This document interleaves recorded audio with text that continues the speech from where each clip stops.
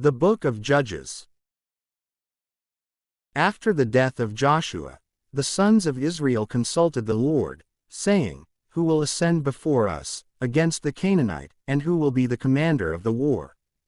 And the Lord said, "Judah shall ascend. Behold, I have delivered the land into his hands."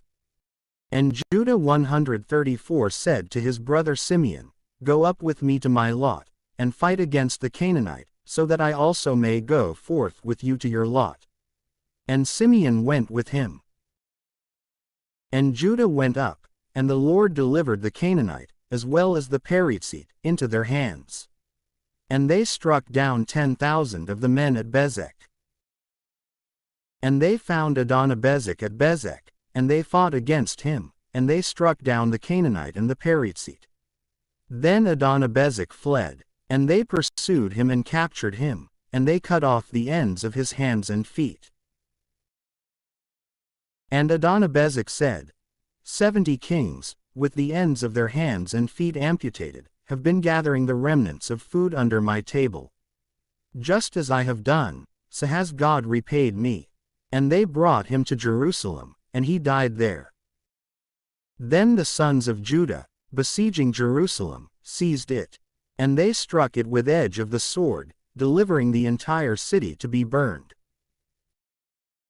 And afterward, descending, they fought against the Canaanites who were living in the mountains, and in the south, and in the plains.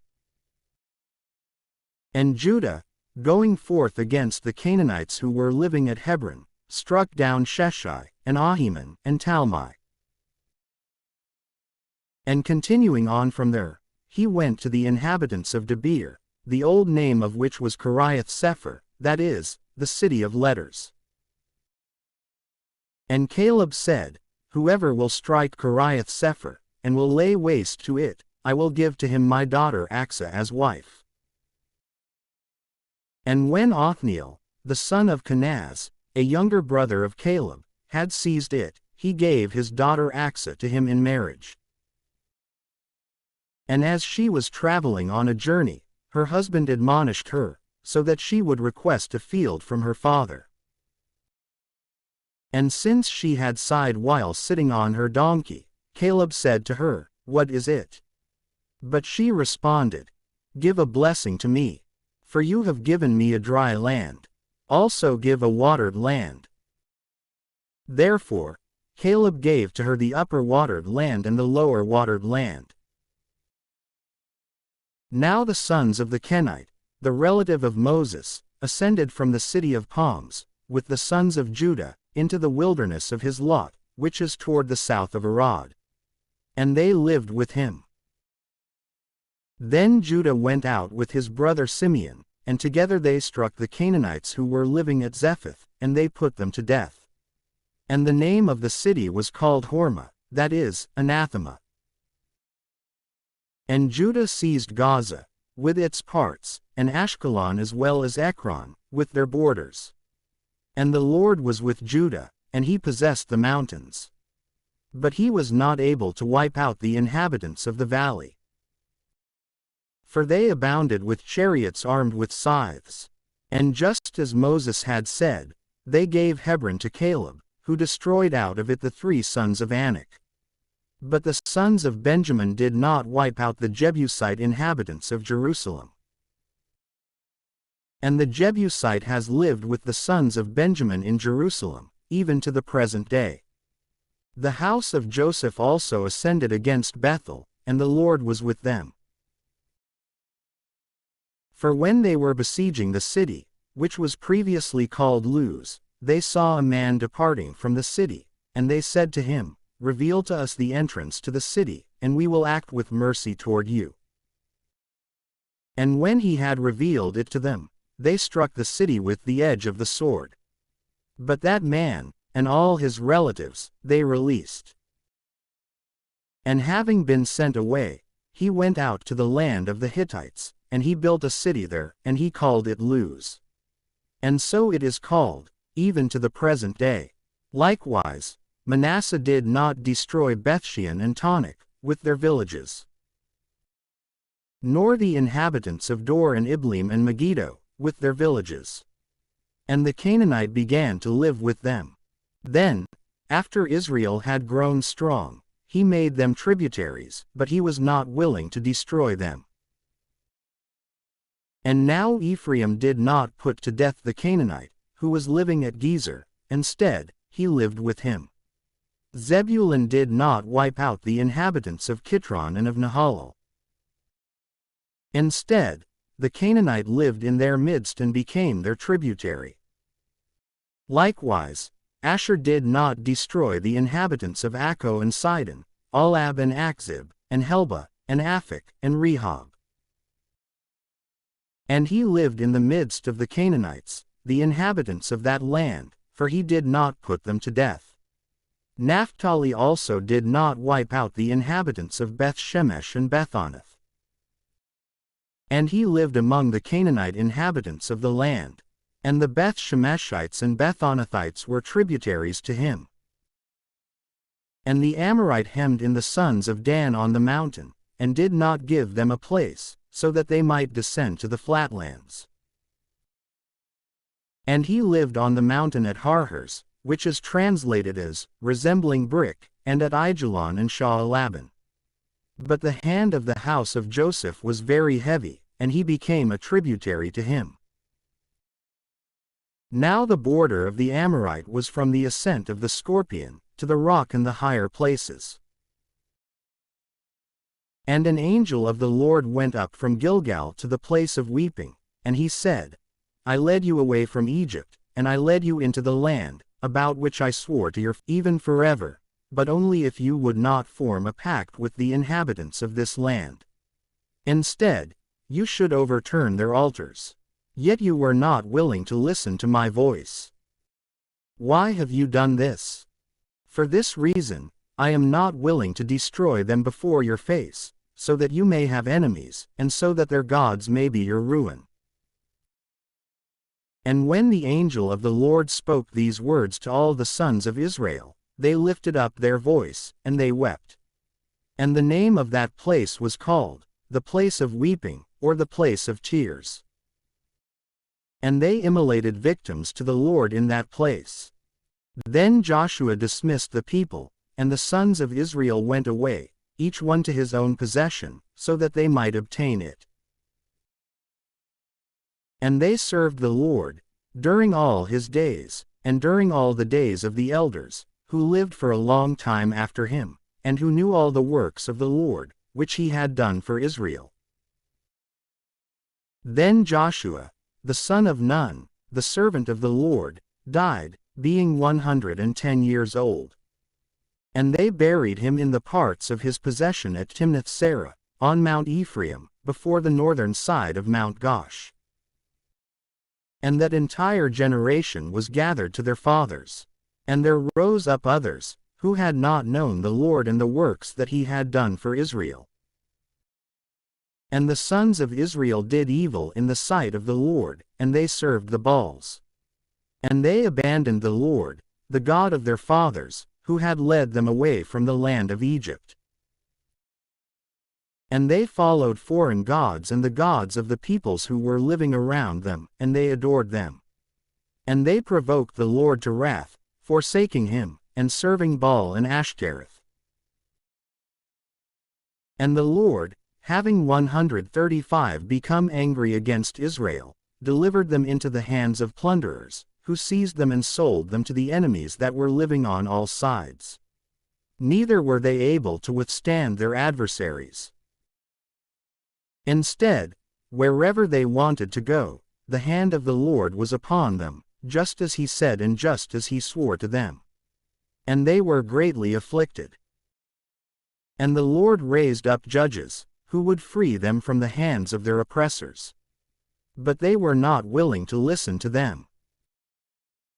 Fornicating with foreign gods and adoring them, they quickly deserted the way along which their fathers had advanced.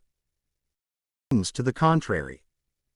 And while the Lord was raising up the judges, in their days, he was moved to mercy, and he listened to the groaning of the afflicted, and he freed them from the slaughter of their oppressors. But after a judge had died, they turned back, and they were doing much worse things than their fathers had done, following strange gods, serving them, and adoring them. They did not abandon their pursuits and their very stubborn way, by which they were accustomed to walk. And the fury of the Lord was enraged against Israel, and he said, For this people has made void my covenant, which I had formed with their fathers, and they have despised listening to my voice. And so, I will not destroy the nations that Joshua left behind when he died, so that, by them, I may test Israel, as to whether or not they will keep the way of the Lord, and walk in it, just as their fathers kept it. Therefore, the Lord left all these nations, and he was not willing to quickly overthrow them, nor did he deliver them into the hands of Joshua. These are the nations which the Lord left, so that by them he might instruct Israel and all who had not known the wars of the Canaanites, so that afterward their sons might learn to contend with their enemies, and to have a willingness to do battle, the 5 princes of the Philistines, and all the Canaanites, and the Sidonians, and the Hivites who were living on Mount Lebanon, from Mount Baal Hermon as far as the entrance to Hamath. And he left them, so that by them he might test Israel, as to whether or not they would listen to the commandments of the Lord, which he instructed to their fathers by the hand of Moses. And so, the sons of Israel lived in the midst of the Canaanite, and the Hittite, and the Amorite, and the Perizzite, and the Hivite, and the Jebusite. And they took their daughters as wives, and they gave their own daughters to their sons, and they served their gods. And they did evil in the sight of the Lord, and they forgot their God, while serving the Baals and Ashtoreth. And the Lord, having become angry with Israel, delivered them into the hands of Cushan-Rishathaim, the king of Mesopotamia, and they served him for 8 years. And they cried out to the Lord, who raised up for them a Savior, and he freed them, namely, Othniel, the son of Kenaz, a younger brother of Caleb. And the Spirit of the Lord was in him, and he judged Israel. And he went out to fight, and the Lord delivered Cushan-Rishathaim, the king of Syria, and he overwhelmed him. And the land was quiet for 40 years. And Othniel, the son of Kenaz, died. Then the sons of Israel resumed doing evil in the sight of the Lord, who strengthened Eglon, the king of Moab, against them because they did evil in his sight. And he joined to him the sons of Ammon and the sons of Amalek. And he went forth and struck Israel, and he possessed the city of palms. And the sons of Israel served Eglon, the king of Moab, for 18 years. And afterward, they cried out to the Lord, who raised up for them a Savior, called Ehud, the son of Jerah, the son of Benjamin, who used either hand as well as the right hand. And the sons of Israel sent gifts to Eglon, the king of Moab, by him. And he made for himself a 2-edged sword, having a handle, reaching to the middle, the length of the palm of a hand. And he was girded with it under his cloak, on the right thigh. And he offered the gifts to Eglon, the king of Moab. Now Eglon was exceedingly fat. And when he had presented the gifts to him, he followed out his companions, who had arrived with him. And then, returning from Gilgal where the idols were, he said to the king, I have a secret word for you, O king. And he ordered silence. And when all those who were around him had departed, Ehud entered to him. Now he was sitting alone in a summer upper room. And he said, I have a word from God to you. And immediately he rose up from his throne. And Ehud extended his left hand, and he took the dagger from his right thigh. And he thrust it into his abdomen so strongly that the handle followed the blade into the wound, and was enclosed by the great amount of fat. Neither did he withdraw the sword. Instead, he left it in the body just as he had struck with it. And immediately, by the private parts of nature, the filth of the bowels went out. Then Ehud carefully closed the doors of the upper room, and securing the bars, he departed by a back exit.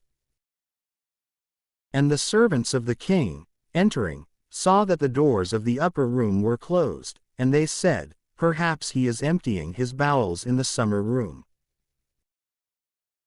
And after waiting a long time, until they were embarrassed, and seeing that no one opened the door, they took the key, and opening it, they found their lord lying dead on the ground. But Ehud, while they were in confusion, escaped and passed by the place of the idols, from which he had returned. And he arrived at Seirith. And immediately he sounded the trumpet on Mount Ephraim. And the sons of Israel descended with him, he himself advancing at the front. And he said to them, "Follow me. For the Lord has delivered our enemies, the Moabites, into our hands." And they descended after him, and they occupied the fords of the Jordan, which cross over to Moab. And they did not permit anyone to cross. And so, they struck down the Moabites at that time, about 10,000, all strong and robust men. None of them were able to escape. And Moab was humbled in that day under the hand of Israel. And the land was quiet for 80 years. After him, there was Shamgar, the son of Anath, who struck down 600 men of the Philistines with a plowshare. And he also defended Israel. But after the death of Ehud, the sons of Israel resumed doing evil in the sight of the Lord. And the Lord delivered them into the hands of Jabin, the king of Canaan, who reigned at Hazor. And he had a commander of his army named Sisera, but this man lived at Harosheth of the Gentiles. And the sons of Israel cried out to the Lord, for he had 900 chariots with scythes, and he vehemently oppressed them for 20 years. Now 136 there was a prophetess, Deborah, the wife of Lapidoth, who judged the people in that time. And she was sitting under a palm tree, which was called by her name, between Ramah and Bethel, on Mount Ephraim. And the sons of Israel went up to her for every judgment. And she sent and called Barak, the son of Abinom, from Kedesh of Naphtali. And she said to him, "The Lord, the God of Israel, instructs you, go and lead an army to Mount Tabor, and you shall take with you 10,000 fighting men from the sons of Naphtali and from the sons of Zebulun. Then I will lead to you, at the place of the torrent Kishon, Sisera, the leader of the army of Jabin, with his chariots and the entire multitude. And I will deliver them into your hand."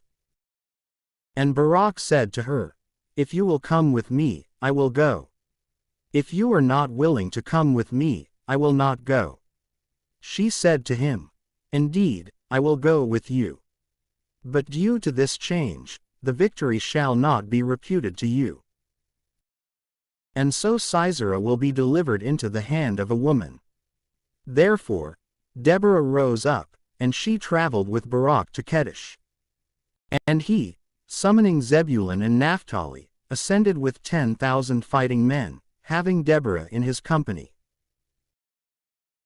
Now Eber, the Kenite, had previously withdrawn from the rest of the Kenites, his brothers, the sons of Hobab, the relative of Moses. And he had pitched his tents as far as the valley that is called Zonanim, which was near Kedesh. And it was reported to Sisera that Barak, the son of Abinom, had ascended to Mount Tabor. And he gathered together the 900 chariots with scythes, and the entire army, from Harosheth of the Gentiles to the torrent Kishon. And Deborah said to Barak, "Rise up, for this is the day on which the Lord delivers Sisera into your hands. For he is your commander." And so, Barak descended from Mount Tabor, and the 10,000 fighting men with him. And the Lord struck Sisera with great fear, and all his chariots and all his multitude with the edge of the sword, in the sight of Barak, so much so that Sisera, leaping from his chariot, fled on foot. And Barak pursued the fleeing chariots, and the army, as far as Harosheth of the Gentiles. And the entire multitude of the enemy was cut down, unto utter annihilation. But Sisera, while fleeing, arrived at the tent of Jael, the wife of Eber, the Kenite. For there was peace between Jabin, the king of Hazor, and the house of Eber, the Kenite. Therefore, Jael went out to meet Sisera, and she said to him, Enter to me, my lord. Enter, you should not be afraid. And he entered her tent, and having been covered by her with a cloak, he said to her, Give me, I beg you, a little water. For I am very thirsty. And she opened a bottle of milk, and she gave him to drink. And she covered him. And Sisera said to her, Stand before the door of the tent. And if anyone arrives, questioning you and saying, Could there be any man here? You shall respond, There is no one. And so Jael, the wife of Eber, took a spike from the tent, and also took a mallet. And entering unseen and with silence, she placed the spike over the temple of his head. And striking it with the mallet, she drove it through his brain, as far as the ground. And so, joining deep sleep to death, he fell unconscious and died. And behold, Barak arrived, in pursuit of Sisera. And Jael, going out to meet him, said to him, Come, and I will show you the man whom you are seeking. And when he had entered her tent, he saw Sisera lying dead, with the spike fixed in his temples. Thus did God humble Jabin, the king of Canaan, on that day, before the sons of Israel. And they increased every day, and with a strong hand they overpowered Jabin, the king of Canaan, until they wiped him out. In that day, Deborah and Barak, the son of Abinom, sang out, saying, All you of Israel who have willingly offered your lives to danger, bless the Lord. Listen, O kings, pay attention, O princes. It is I, who will sing to the Lord. I will sing a psalm to the Lord, the God of Israel. O Lord, when you departed from Seir, and you crossed through the regions of Edom, the earth and the heavens were moved, and the clouds rained down water. The mountains flowed away before the face of the Lord, and Sinai, before the face of the Lord God of Israel. In the days of Shamgar, the son of Anath, in the days of Jael, the paths were quiet. And whoever entered by them, walked along rough byways. The strong men ceased, and they rested in Israel, until Deborah rose up, until a mother rose up in Israel. The Lord chose new wars, and he himself overturned the gates of the enemies. A shield with a spear was not seen among the 40,000 of Israel. My heart loves the leaders of Israel. All you who, of your own free will, offered yourselves during a crisis, bless the Lord. You who ride upon donkeys laboring, and you who sit in judgment, and you who walk along the way, speak out. Where the chariots were struck together, and the army of the enemies was choked, in that place, let the justices of the Lord be described, and let his clemency be for the brave of Israel. Then did the people of the Lord descend to the gates, and obtain leadership. Rise up, O Deborah! Rise up, and speak a canticle. Rise up, Barak, and seize your captives, O son of Abinom. The remnants of the people were saved. The Lord contended with the strong. Out of Ephraim, he destroyed those with Amalek, and after him, out of Benjamin, those of your people, O Amalek. From Machir, there descended leaders, and from Zebulun, those who led the army to war. The commanders of Issachar were with Deborah, and they followed the steps of Barak, who endangered himself, like one rushing headlong into a chasm. Reuben was divided against himself. Contention was found among great souls. Why do you live between two borders, so that you hear the bleating of the flocks? Reuben was divided against himself. Contention was found among great souls. Gilead rested beyond the Jordan, and Dan was occupied with ships. Asher was living on the shore of the sea, and dwelling in the ports.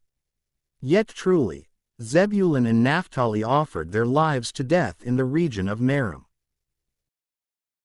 The kings came and fought. The kings of Canaan fought at Taanach, beside the waters of Megiddo. And yet they took no spoils. The conflict against them was from heaven. The stars, remaining in their order and courses, fought against Sisera. The torrent of Kishon dragged away their carcasses, the onrushing torrent, the torrent of Kishon. O my soul, tread upon the stalwart.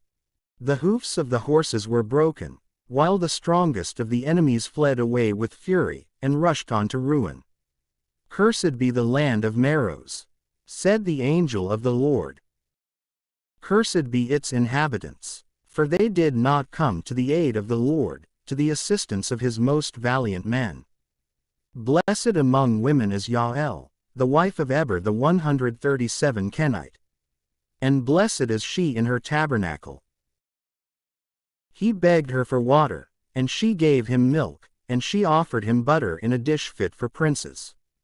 She put her left hand to the nail, and her right hand to the workman's mallet. And she struck Sisera, seeking in his head a place for the wound, and strongly piercing his temples. Between her feet, he was ruined. He fainted away and passed on. He curled up before her feet, and he lay there lifeless and miserable. His mother gazed through a window and wailed. And she spoke from an upper room, why does his chariot delay in returning? Why are the feet of his team of horses so slow? One who was wiser than the rest of his wives responded to her mother-in-law with this: perhaps he is now dividing the spoils, and the most beautiful among the women is being selected for him. Garments of diverse colors are being delivered to Sisera as spoils, and various goods are being collected for the adornment of necks.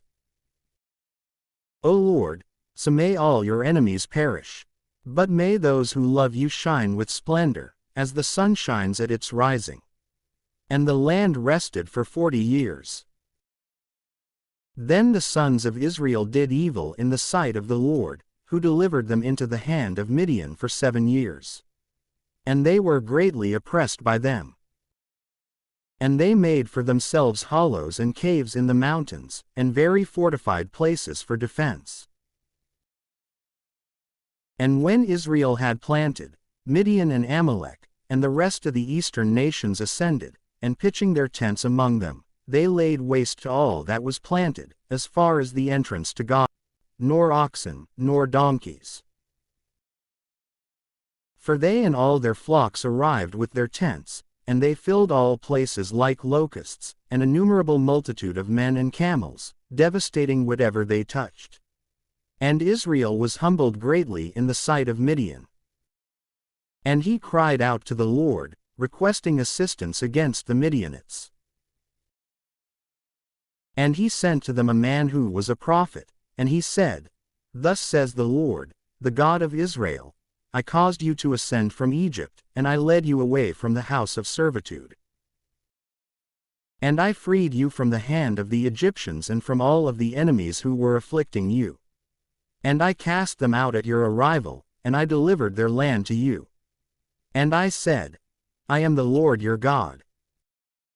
You shall not fear the gods of the Amorites, in whose land you live. But you were not willing to listen to my voice. Then an angel of the Lord arrived, and he sat under an oak tree, which was at Ophrah, and which belonged to Joash, the father of the family of Ezri.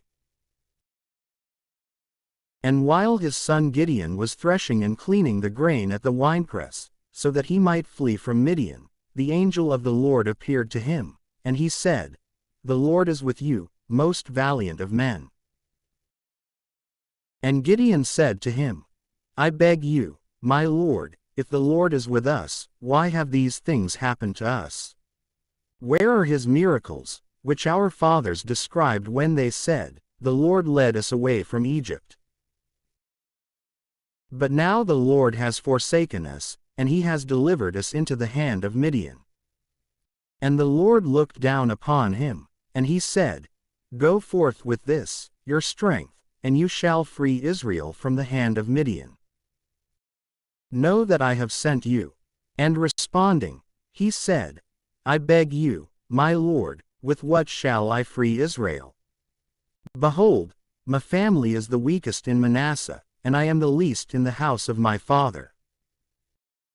And the Lord said to him, I will be with you. And so, you shall cut down Midian as if one man. And he said, If I have found grace before you, give me a sign that it is you who is speaking to me. And may you not withdraw from here, until I return to you, carrying a sacrifice and offering it to you. And he responded, I will wait for your return. And so Gideon entered, and he boiled a goat, and he made unleavened bread from a measure of flour. And setting the flesh in a basket, and putting the broth of the flesh in a pot, he took it all under the oak tree, and he offered it to him. And the angel of the Lord said to him, Take the flesh and the unleavened bread, and place them on that rock, and pour out the broth upon it. And when he had done so, the angel of the Lord extended the end of a staff, which he was holding in his hand, and he touched the flesh and the unleavened loaves. And a fire ascended from the rock, and it consumed the flesh and the unleavened loaves. Then the angel of the Lord vanished from his sight. And Gideon, realizing that it had been the angel of the Lord, said, Alas, my Lord God! For I have seen the angel of the Lord face to face. And the Lord said to him, Peace be with you. Do not be afraid, you shall not die. Therefore, Gideon built an altar to the Lord there, and he called it, the Peace of the Lord, even to the present day. And while he was still at Ophrah, which is of the family of Esri, that night, the Lord said to him, Take a bull of your fathers, and another bull of 7 years, and you shall destroy the altar of Baal, which is your father's. And you shall cut down the sacred grove which is around the altar. And you shall build an altar to the Lord your God, at the summit of this rock, on which you placed the sacrifice before. And you shall take the second bull, and you shall offer a holocaust upon a pile of the wood, which you shall cut down from the grove. Therefore, Gideon, taking 10 men from his servants, did just as the Lord had instructed him. But fearing his father's household, and the men of that city, he was not willing to do it by day. Instead, he completed everything by night. And when the men of that town had risen up in the morning, they saw the altar of Baal destroyed, and the sacred grove cut down, and the second bull set upon the altar, which then had been built. And they said one to another, Who has done this? And when they inquired everywhere as to the author of the deed, it was said, Gideon, the son of Joash, did all these things. And they said to Joash, Bring forward your son here, so that he may die. For he has destroyed the altar of Baal, and he has cut down the sacred grove. But he responded to them, Could you be the avengers of Baal, so that you fight on his behalf? Whoever is his adversary, let him die before the light arrives tomorrow. If he is a god, let him vindicate himself against him who has overturned his altar.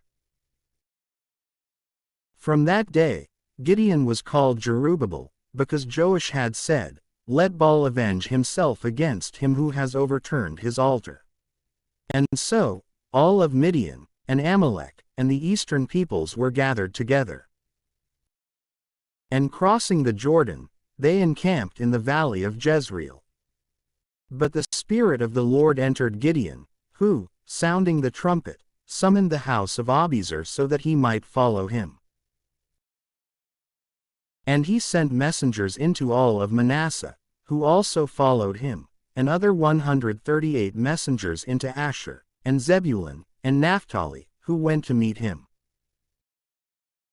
And Gideon said to God, "If you will save Israel by my hand, just as you have said, I will set this wool fleece on the threshing floor. If there will be dew only on the fleece, and all the ground is dry, I will know that by my hand, as you have said, you will free Israel." And so it was done. And rising in the night, wringing out the fleece, he filled a vessel with the dew. And again he said to God, "Let not your fury be enkindled against me, if I test once more, seeking a sign in the fleece. I pray that only the fleece may be dry, and all the ground may be wet with dew." And that night, God did as he had requested, and it was dry only on the fleece, and there was dew on all the ground. And so Jerubbaal, who is also Gideon, rising in the night, and all the people with him, went to the fountain which is called Harod. Now the camp of Midian was in the valley, to the northern region of the high hill.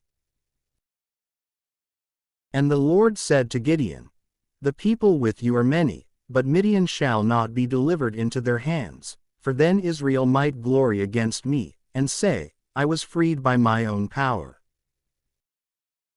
Speak to the people, and proclaim in the hearing of all, whoever has dread or fear, let him return."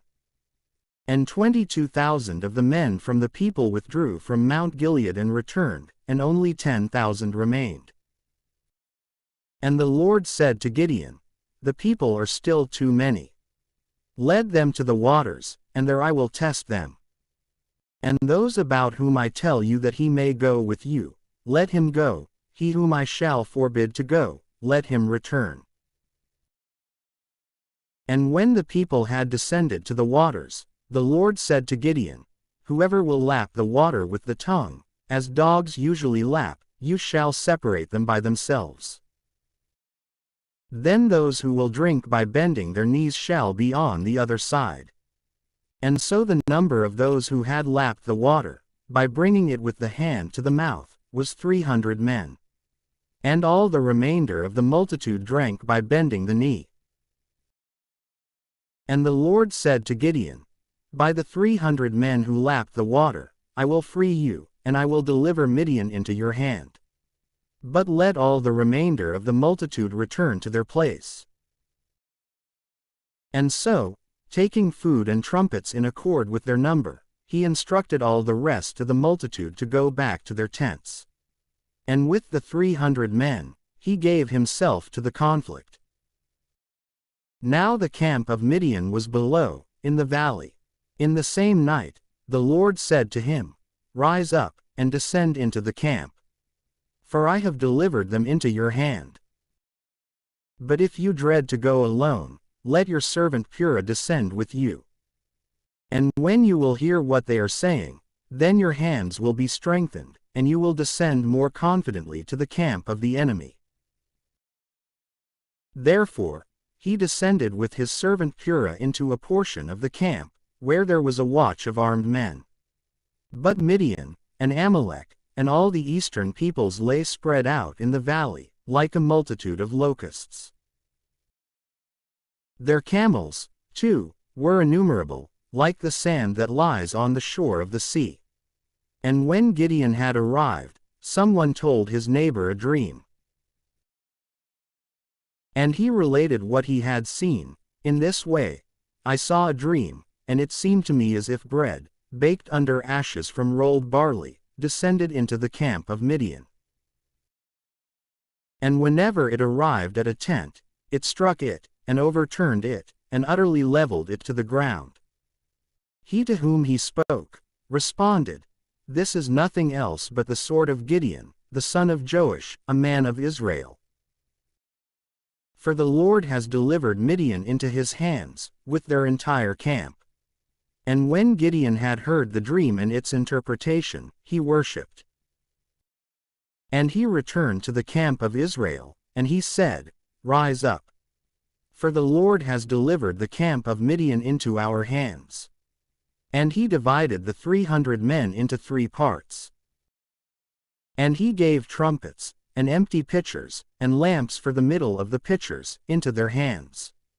And he said to them, What you will see me do, do the same.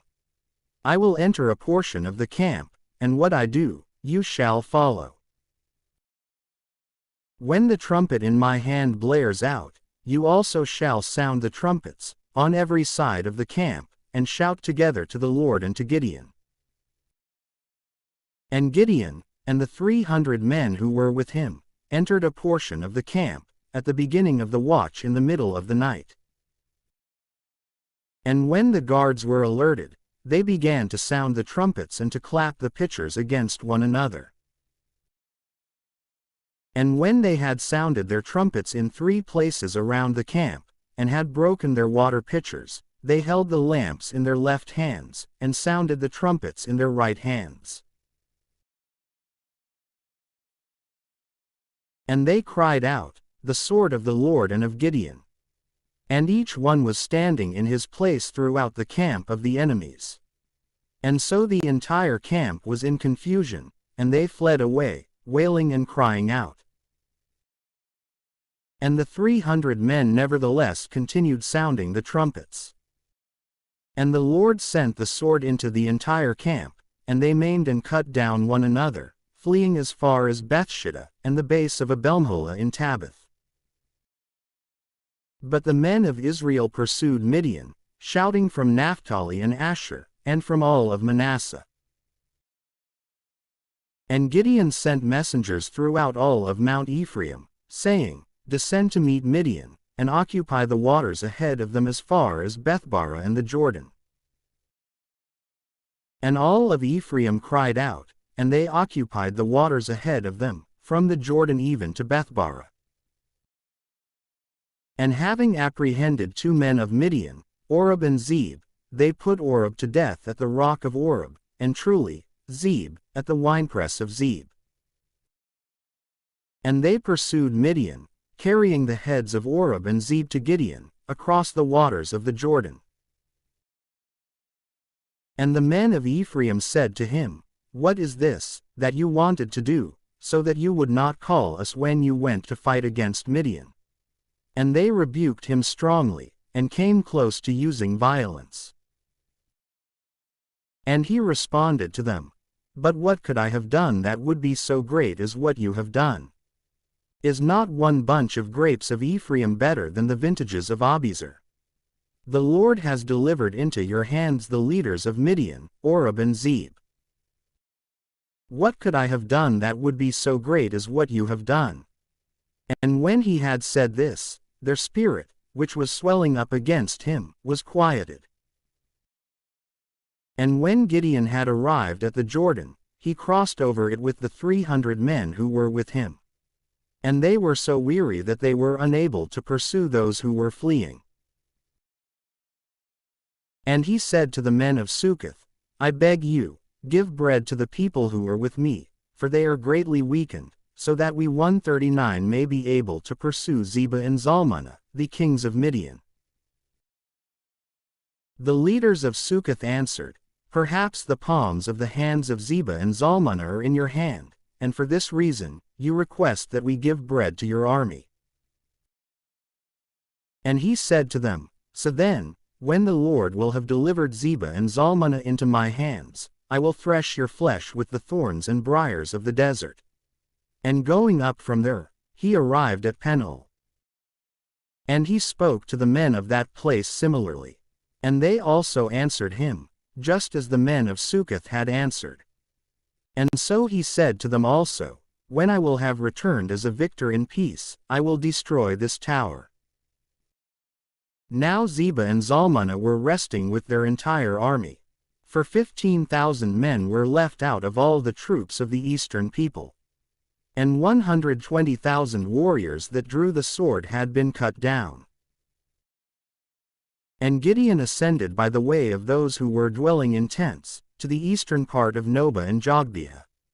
And he struck the camp of the enemies, who were confident and were suspecting nothing adverse. And Zebah and Zalmunna fled. And Gideon pursued and overtook them, sending their entire army into confusion. And returning from the war before sunrise, he took a boy from among the men of Succoth. And he asked him the names of the leaders and elders of Succoth. And he described 77 men. And he went to Succoth, and he said to them, Behold Zebah and Zalmunna, over whom you rebuked me, saying, Perhaps the hands of Zebah and Zalmunna are in your hands, and for this reason, you request that we give bread to men who are languishing and weakened. Therefore, he took the elders of the city, and, using the thorns and briars of the desert, he threshed them with these, and he cut the men of Succoth to pieces. He also overturned the tower of Penuel, and he killed the men of the city. And he said to Zebah and Zalmunna, What kind of men were those whom you killed at Tabor? They responded, They were like you, and one of them was like the son of a king. He answered them, They were my brothers, the sons of my mother. As the Lord lives, if you had preserved them, I would not kill you. And he said to Jether, his firstborn, Son, rise up, and put them to death. But he did not draw his sword, for he was afraid, being still a boy. And Zebah and Zalmunna said, You should rise up and rush against us. For the strength of a man is in accord with his age. Gideon rose up, and he killed Zebah and Zalmunna. And he took the ornaments and studs, with which the necks of the royal camels are usually adorned. And all the men of Israel said to Gideon, You should rule over us, and your son, and your son's son. For you freed us from the hand of Midian. And he said to them, I will not rule over you. Neither shall my son rule over you. Instead, the Lord shall rule over you. And he said to them, I petition one request from you. Give me the earrings from your spoils.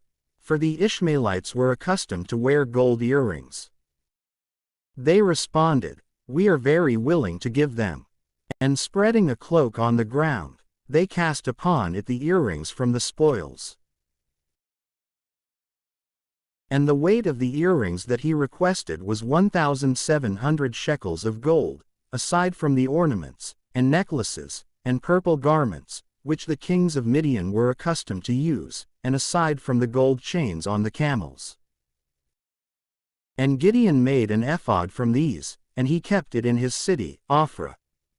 And all of Israel committed fornication with it, and it became a ruin to Gideon and to all his house. But Midian was humbled before the sons of Israel. Neither were they able any longer to lift up their necks. But the land rested for 40 years, while Gideon presided. And so Jerubbaal, the son of Joash, went and lived in his own house. And he had 70 sons, who went forth from his own thigh. For he had many wives. But his concubine, whom he had in Shechem, bore him a son named Abimelech. And Gideon, the son of Joash, died in a good old age, and he was buried in the sepulchre of his father, at Ophrah, of the family of Ezri. But after Gideon died, the sons of Israel turned away, and they committed fornication with the Baals. And they struck a covenant with Baal, so that he would be their God. And they did not remember the Lord their God, who rescued them from the hands of all their enemies on all sides. Neither did they show mercy to the house of Jerubbaal Gideon, in accord with all the good that he had done for Israel.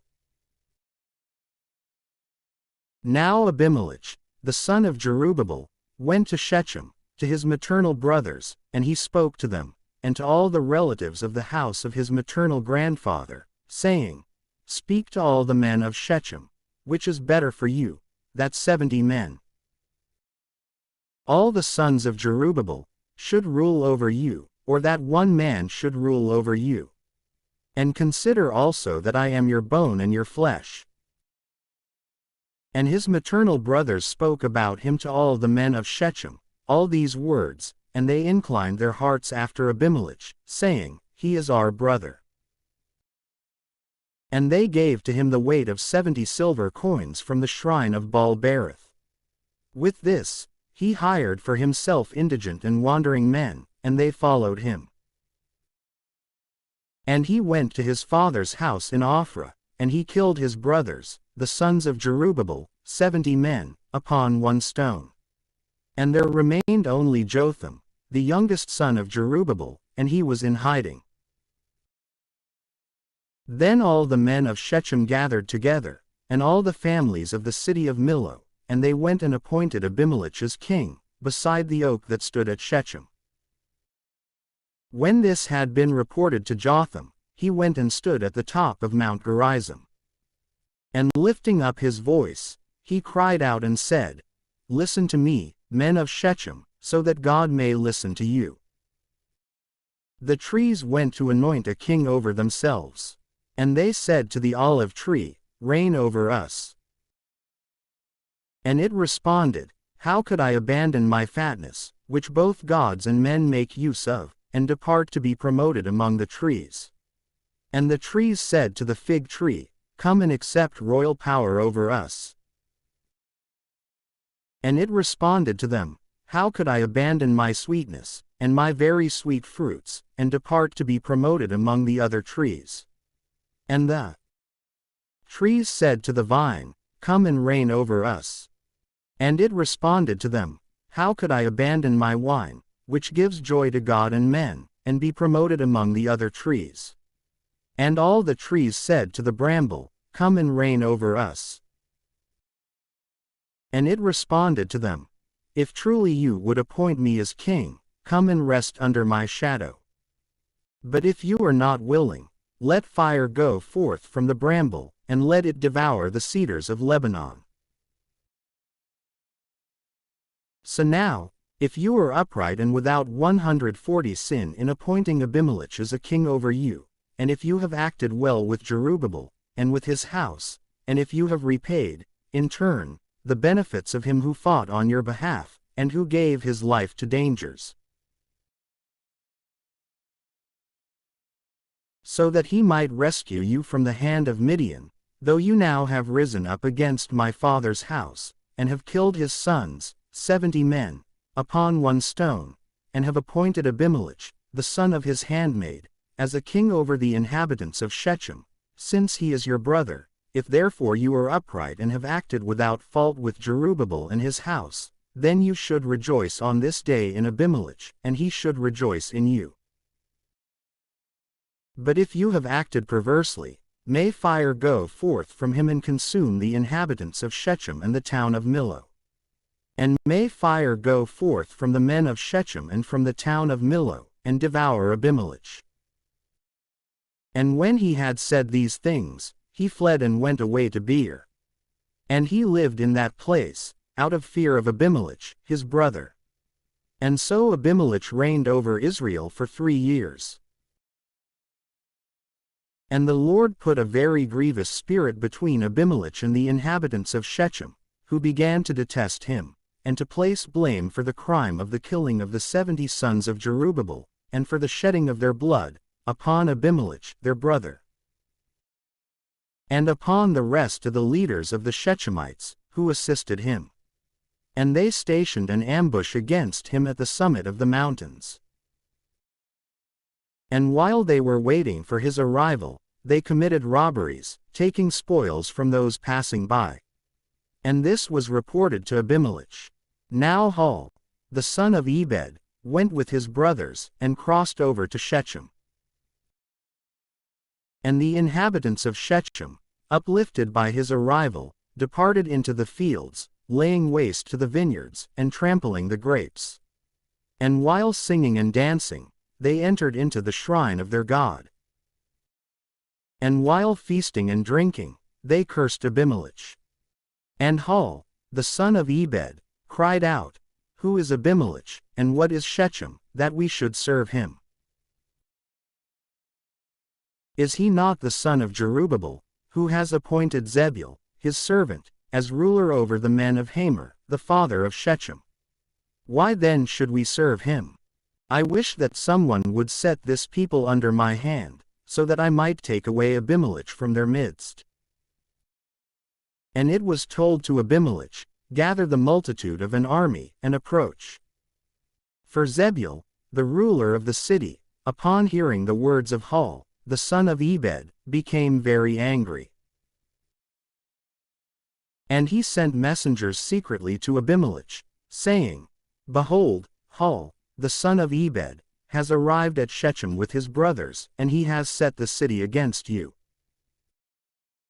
And so, rise up in the night, with the people who are with you, and lie hidden in the field. And at first light in the morning, as the sun is rising, rush upon the city. And when he goes out against you, with his people, do to him what you are able to do. And so Abimelech rose up, with all his army, by night, and he set ambushes near Shechem in 4 places. And Hul, the son of Ebed, went out, and he stood at the entrance to the gate of the city. Then Abimelech rose up, and all the army with him, from the places of the ambushes. And when Hul had seen the people, he said to Zebul, Behold, a multitude is descending from the mountains. And he responded to him, You are seeing the shadows of the mountains, as if they were the heads of men, and so you are being deceived by this error. Again, Hul said, Behold, a people is descending from the middle of the land, and one company is arriving by the way that looks towards the oak. And Zebul said to him, Where is your mouth now, with which you said, Who is Abimelech that we should serve him? Is this not the people that you were despising? Go out and fight against him.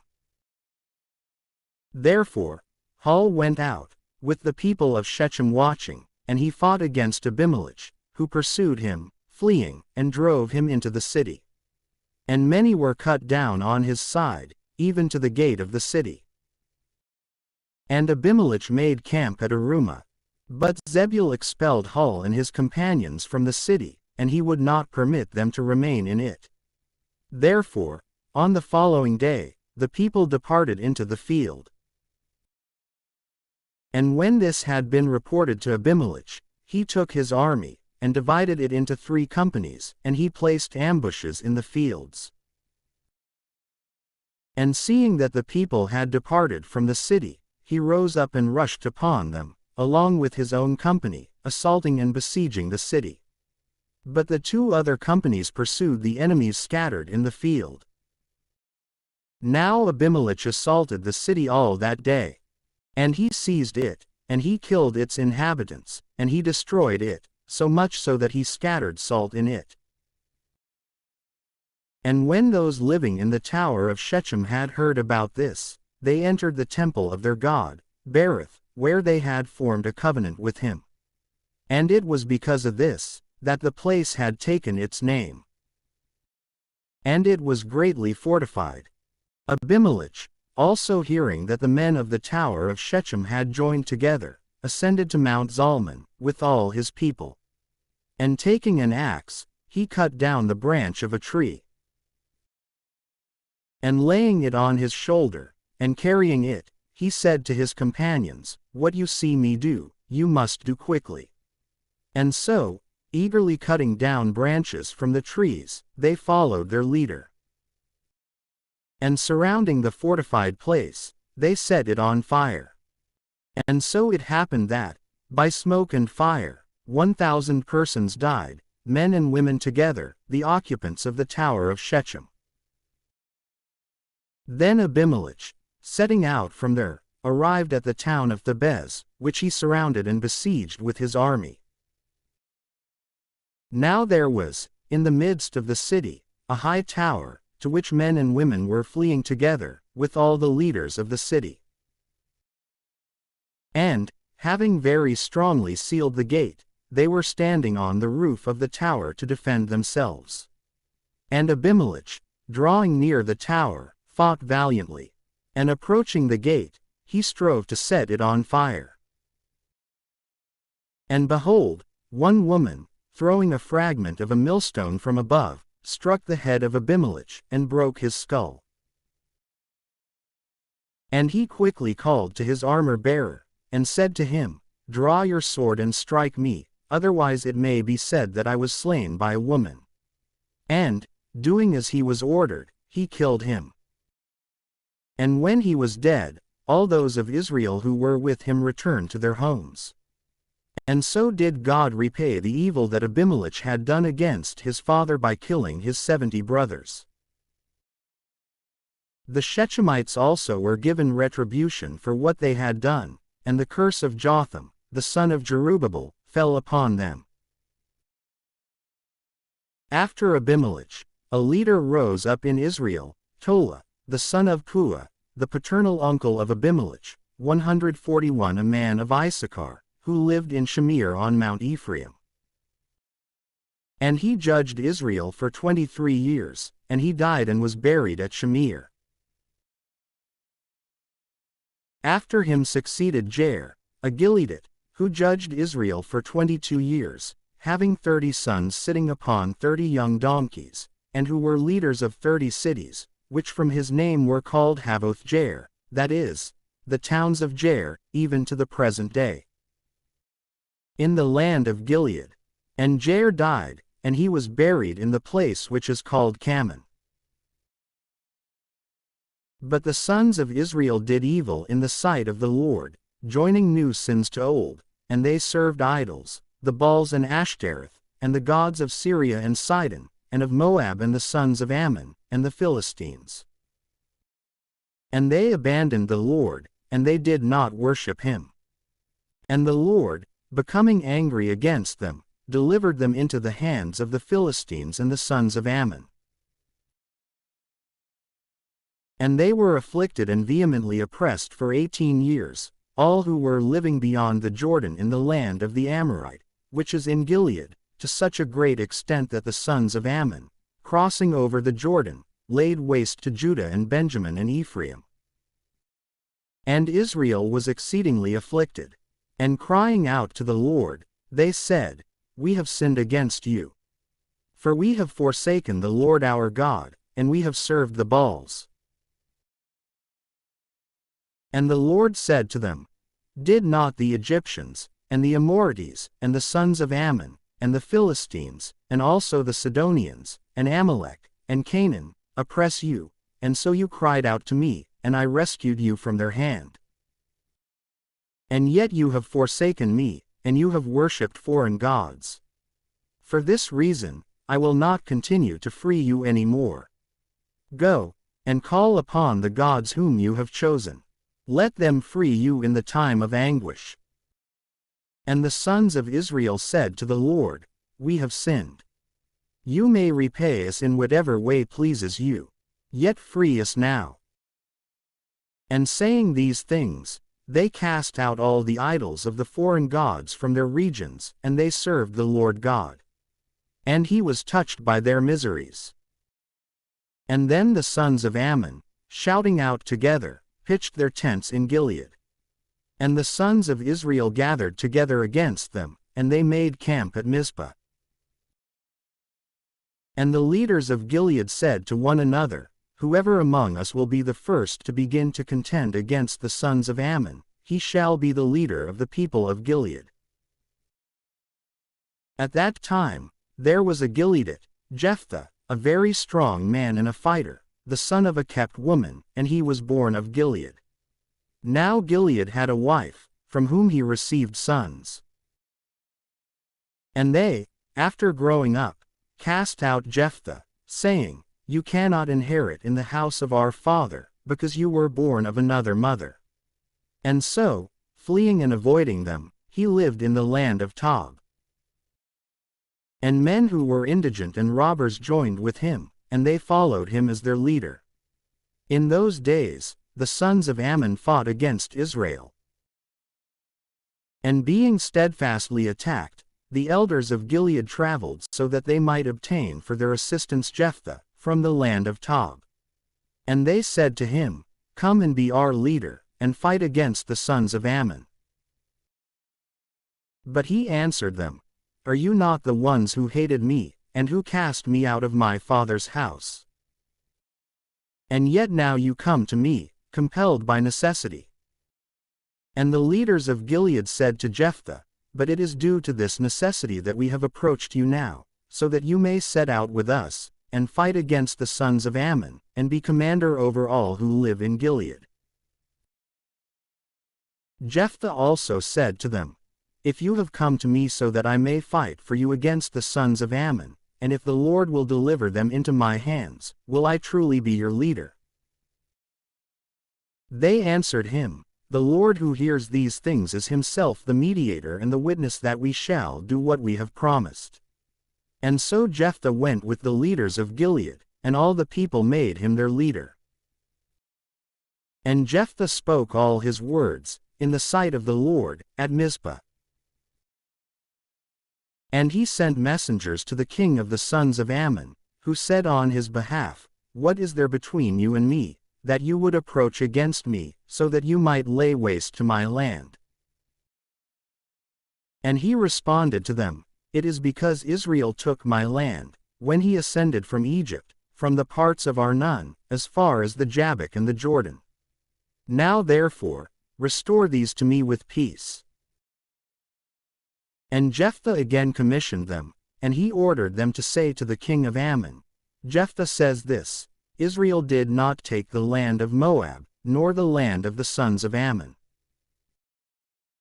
But when they ascended together from Egypt, he walked through the desert as far as the Red Sea, and he went into Kadesh.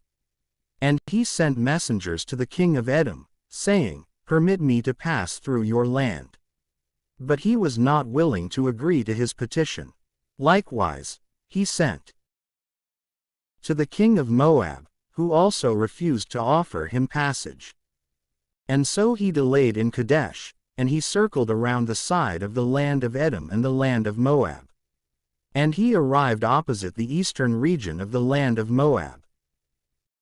And he made camp across the Arnon. But he was not willing to enter the borders of Moab. And so Israel sent messengers to Sihon, the king of the Amorites, who was living at Heshbon. And they said to him, Permit me to cross through your land as far as the river. But he, too, despising the words of Israel, would not permit him to cross through his borders. Instead, gathering an innumerable multitude, he went out against him at Jahaz, and he resisted strongly. But the Lord delivered him, with his entire army, into the hands of Israel. And he struck him down, and he possessed all the land of the Amorite, the inhabitant of that region, with all its parts, from the Arnon as far as the Jabbok, and from the wilderness even to the Jordan. Therefore, it was the Lord, the God of Israel, who overthrew the Amorites, by means of his people Israel fighting against them. And now you wish to possess his land. Are not the things that your God Chemosh possesses owed to you by right? And so, what the Lord our God has obtained by victory falls to us as a possession. Or are you, perhaps, better than Balak, the son of Zippor, the king of Moab? Or are you able to explain what his argument was against Israel, and why he fought against him? And though he has lived in Heshbon, and its villages, and in Aroer, and its villages, and in all the cities near the Jordan for 300 years, why have you, for such long a time, put forward nothing about this claim? Therefore, I am not sinning against you, but you are doing evil against me, by declaring an unjust war against me. May the Lord be the judge and the arbiter this 142 day, between Israel and the sons of Ammon. But the king of the sons of Ammon was not willing to agree to the words of Jephthah that he commissioned by the messengers. Therefore, the Spirit of the Lord rested upon Jephthah, and circling around Gilead, and Manasseh, and also Mizpah of Gilead, and crossing from there to the sons of Ammon, he made a vow to the Lord, saying, If you will deliver the sons of Ammon into my hands, whoever will be the first to depart from the doors of my house to meet me, when I return in peace from the sons of Ammon, the same will I offer as a holocaust to the Lord. And Jephthah crossed to the sons of Ammon, so that he might fight against them. And the Lord delivered them into his hands. And he struck them down from Aroer, as far as the entrance to Minnith, 20 cities, and as far as Abel, which is covered with vineyards, in an exceedingly great slaughter. And the sons of Ammon were humbled by the sons of Israel. But when Jephthah returned to Mizpah, to his own house, his only daughter met him with timbrels and dances. For he had no other children. And upon seeing her, he tore his garments, and he said, Alas, my daughter! You have cheated me, and you yourself have been cheated. For I opened my mouth to the Lord, and I can do nothing else. And she answered him, My father, if you have opened your mouth to the Lord, do to me whatever you have promised, since victory has been granted to you, as well as vengeance against your enemies. And she said to her father, Grant to me this one thing, which I request. Permit me, that I may wander the hillsides for 2 months, and that I may mourn my virginity with my companions. And he answered her, Go. And he released her for 2 months. And when she had departed with her friends and companions, she wept over her virginity in the hillsides. And when the 2 months expired, she returned to her father, and he did to her just as he had vowed, though she knew no man. From this, the custom grew up in Israel, and the practice has been preserved, such that, after each year passes, the daughters of Israel convene as one, and they lament the daughter of Jephthah, the Gileadite, for 4 days. And behold, a sedition rose up in Ephraim. Then, while passing by toward the north, they said to Jephthah, When you were going to fight against the sons of Ammon, why were you unwilling to summon us, so that we might go with you? Therefore, we will burn down your house. And he answered them, I and my people were in a great conflict against the sons of Ammon. And I called you, so that you might offer assistance to me. And you were not willing to do so. And discerning this, I put my life in my own hands, and I crossed to the sons of Ammon, and the Lord delivered them into my hands. What am I guilty of, that you would rise up in battle against me?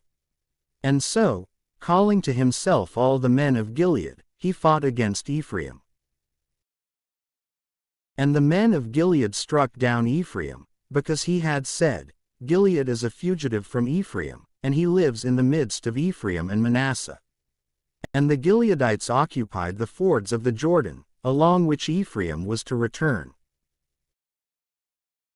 And when anyone from the number of Ephraim had arrived, fleeing, and had said, I beg that you permit me to pass, the Gileadites would say to him, Could you be an Ephraimite?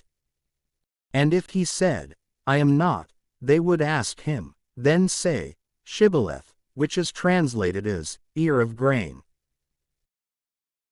But he would answer, Sibboleth, not being able to express the word for an ear of grain in the same letters.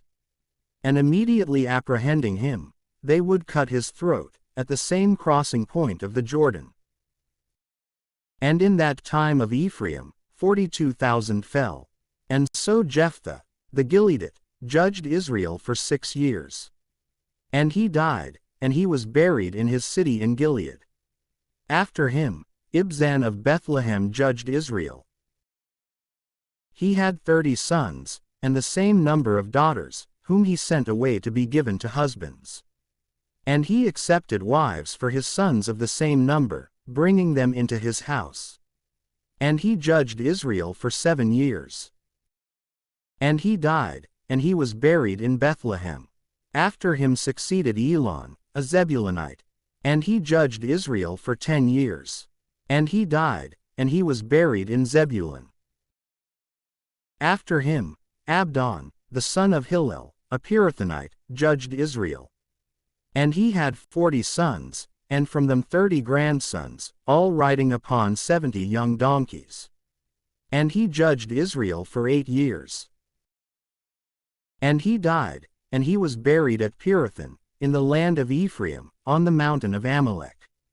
And again, the sons of Israel did evil in the sight of the Lord. And he delivered them into the hands of the Philistines for 40 years. Now there was a certain man from Zorah, and of the stock of Dan, whose name was Manoah, having a barren wife. And an angel of the Lord appeared to her, and he said, You are barren and without children. But you shall conceive and bear a son. Therefore, take care that you do not drink wine or strong drink. Neither shall you eat anything unclean. For you shall conceive and bear a son, whose head no razor shall touch.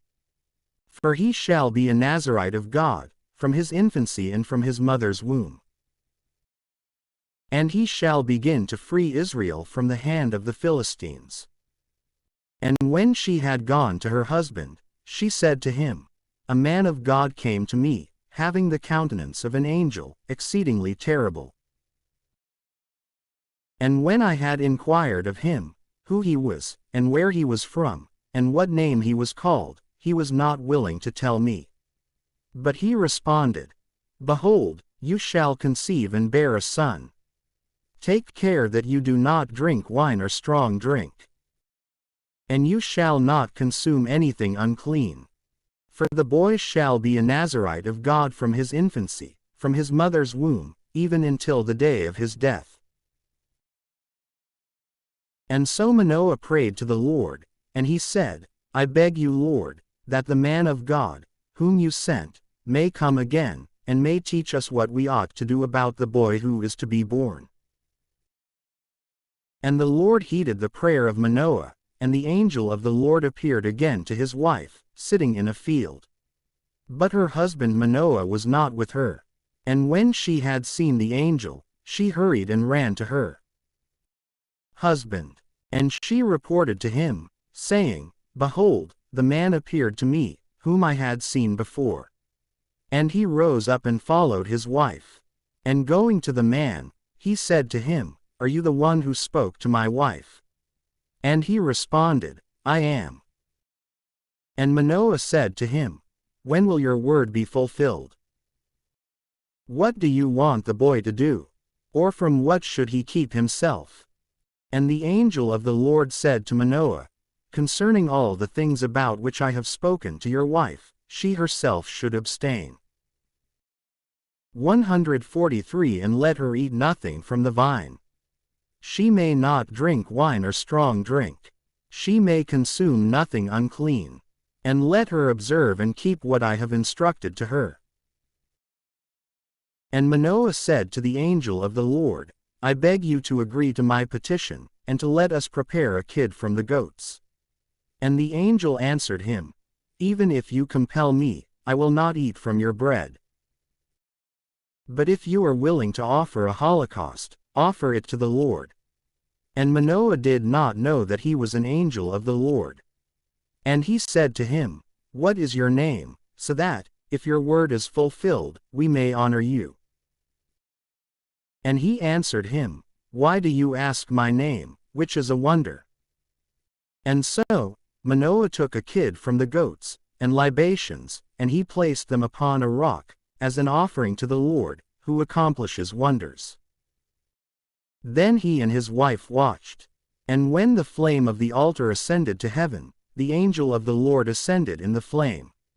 And when Manoah and his wife had seen this, they fell prone on the ground. And the angel of the Lord no longer appeared to them. And immediately, Manoah understood him to be an angel of the Lord. And he said to his wife, We shall certainly die, since we have seen God. And his wife answered him, If the Lord wished to kill us, he would not have accepted the holocaust and the libations from our hands. He would not have revealed all these things to us, nor would he have told us the things that are in the future. And so she bore a son, and she called his name Samson. And the boy grew up, and the Lord blessed him. And the Spirit of the Lord began to be with him in the camp of Dan, between Zorah and Eshtaol. Then Samson descended to Timnah. And seeing there a woman from the daughters of the Philistines, he went up, and he told his father and his mother, saying, I saw a woman in Timnah from the daughters of the Philistines. I ask that you take her to me as wife. And his father and mother said to him, Is there not a woman among the daughters of your brothers, or among all my people, so that you would be willing to take a wife from the Philistines, who are uncircumcised? And Samson said to his father, Take this woman to me, for she has pleased my eyes. Now his parents did not know that the matter was done by the Lord, and that he sought an occasion against the Philistines. For at that time, the Philistines had dominion over Israel. And so, Samson descended with his father and mother to Timnah. And when they had arrived at the vineyards of the town, he saw a young lion, savage and roaring, and it met him. Then the Spirit of the Lord rushed upon Samson, and he tore apart the lion, like a young goat being torn into pieces, having nothing at all in his hand. And he was not willing to reveal this to his father and mother. And he went down and spoke to the woman who had pleased his eyes. And after some days, returning to marry her, he turned aside so that he might see the carcass of the lion. And behold, there was a swarm of bees in the mouth of the lion, with a honeycomb. And when he had taken it in his hands, he ate it along the way. And arriving to his father and mother, he gave them a portion, and they also ate it. Yet he was not willing to reveal to them that he had taken the honey from the body of the lion.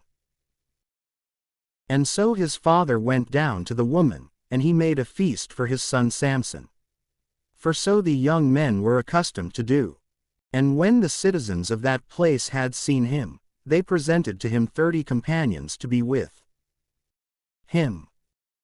And Samson said to them, I will propose to you a problem, which, if you can solve it for me within the 7 days of the feast, I will give you 30 shirts and the same number of tunics. But if you are not able to solve it, you shall give me 30 shirts and the same number of tunics. And they answered him, Propose the problem, so that we may hear it.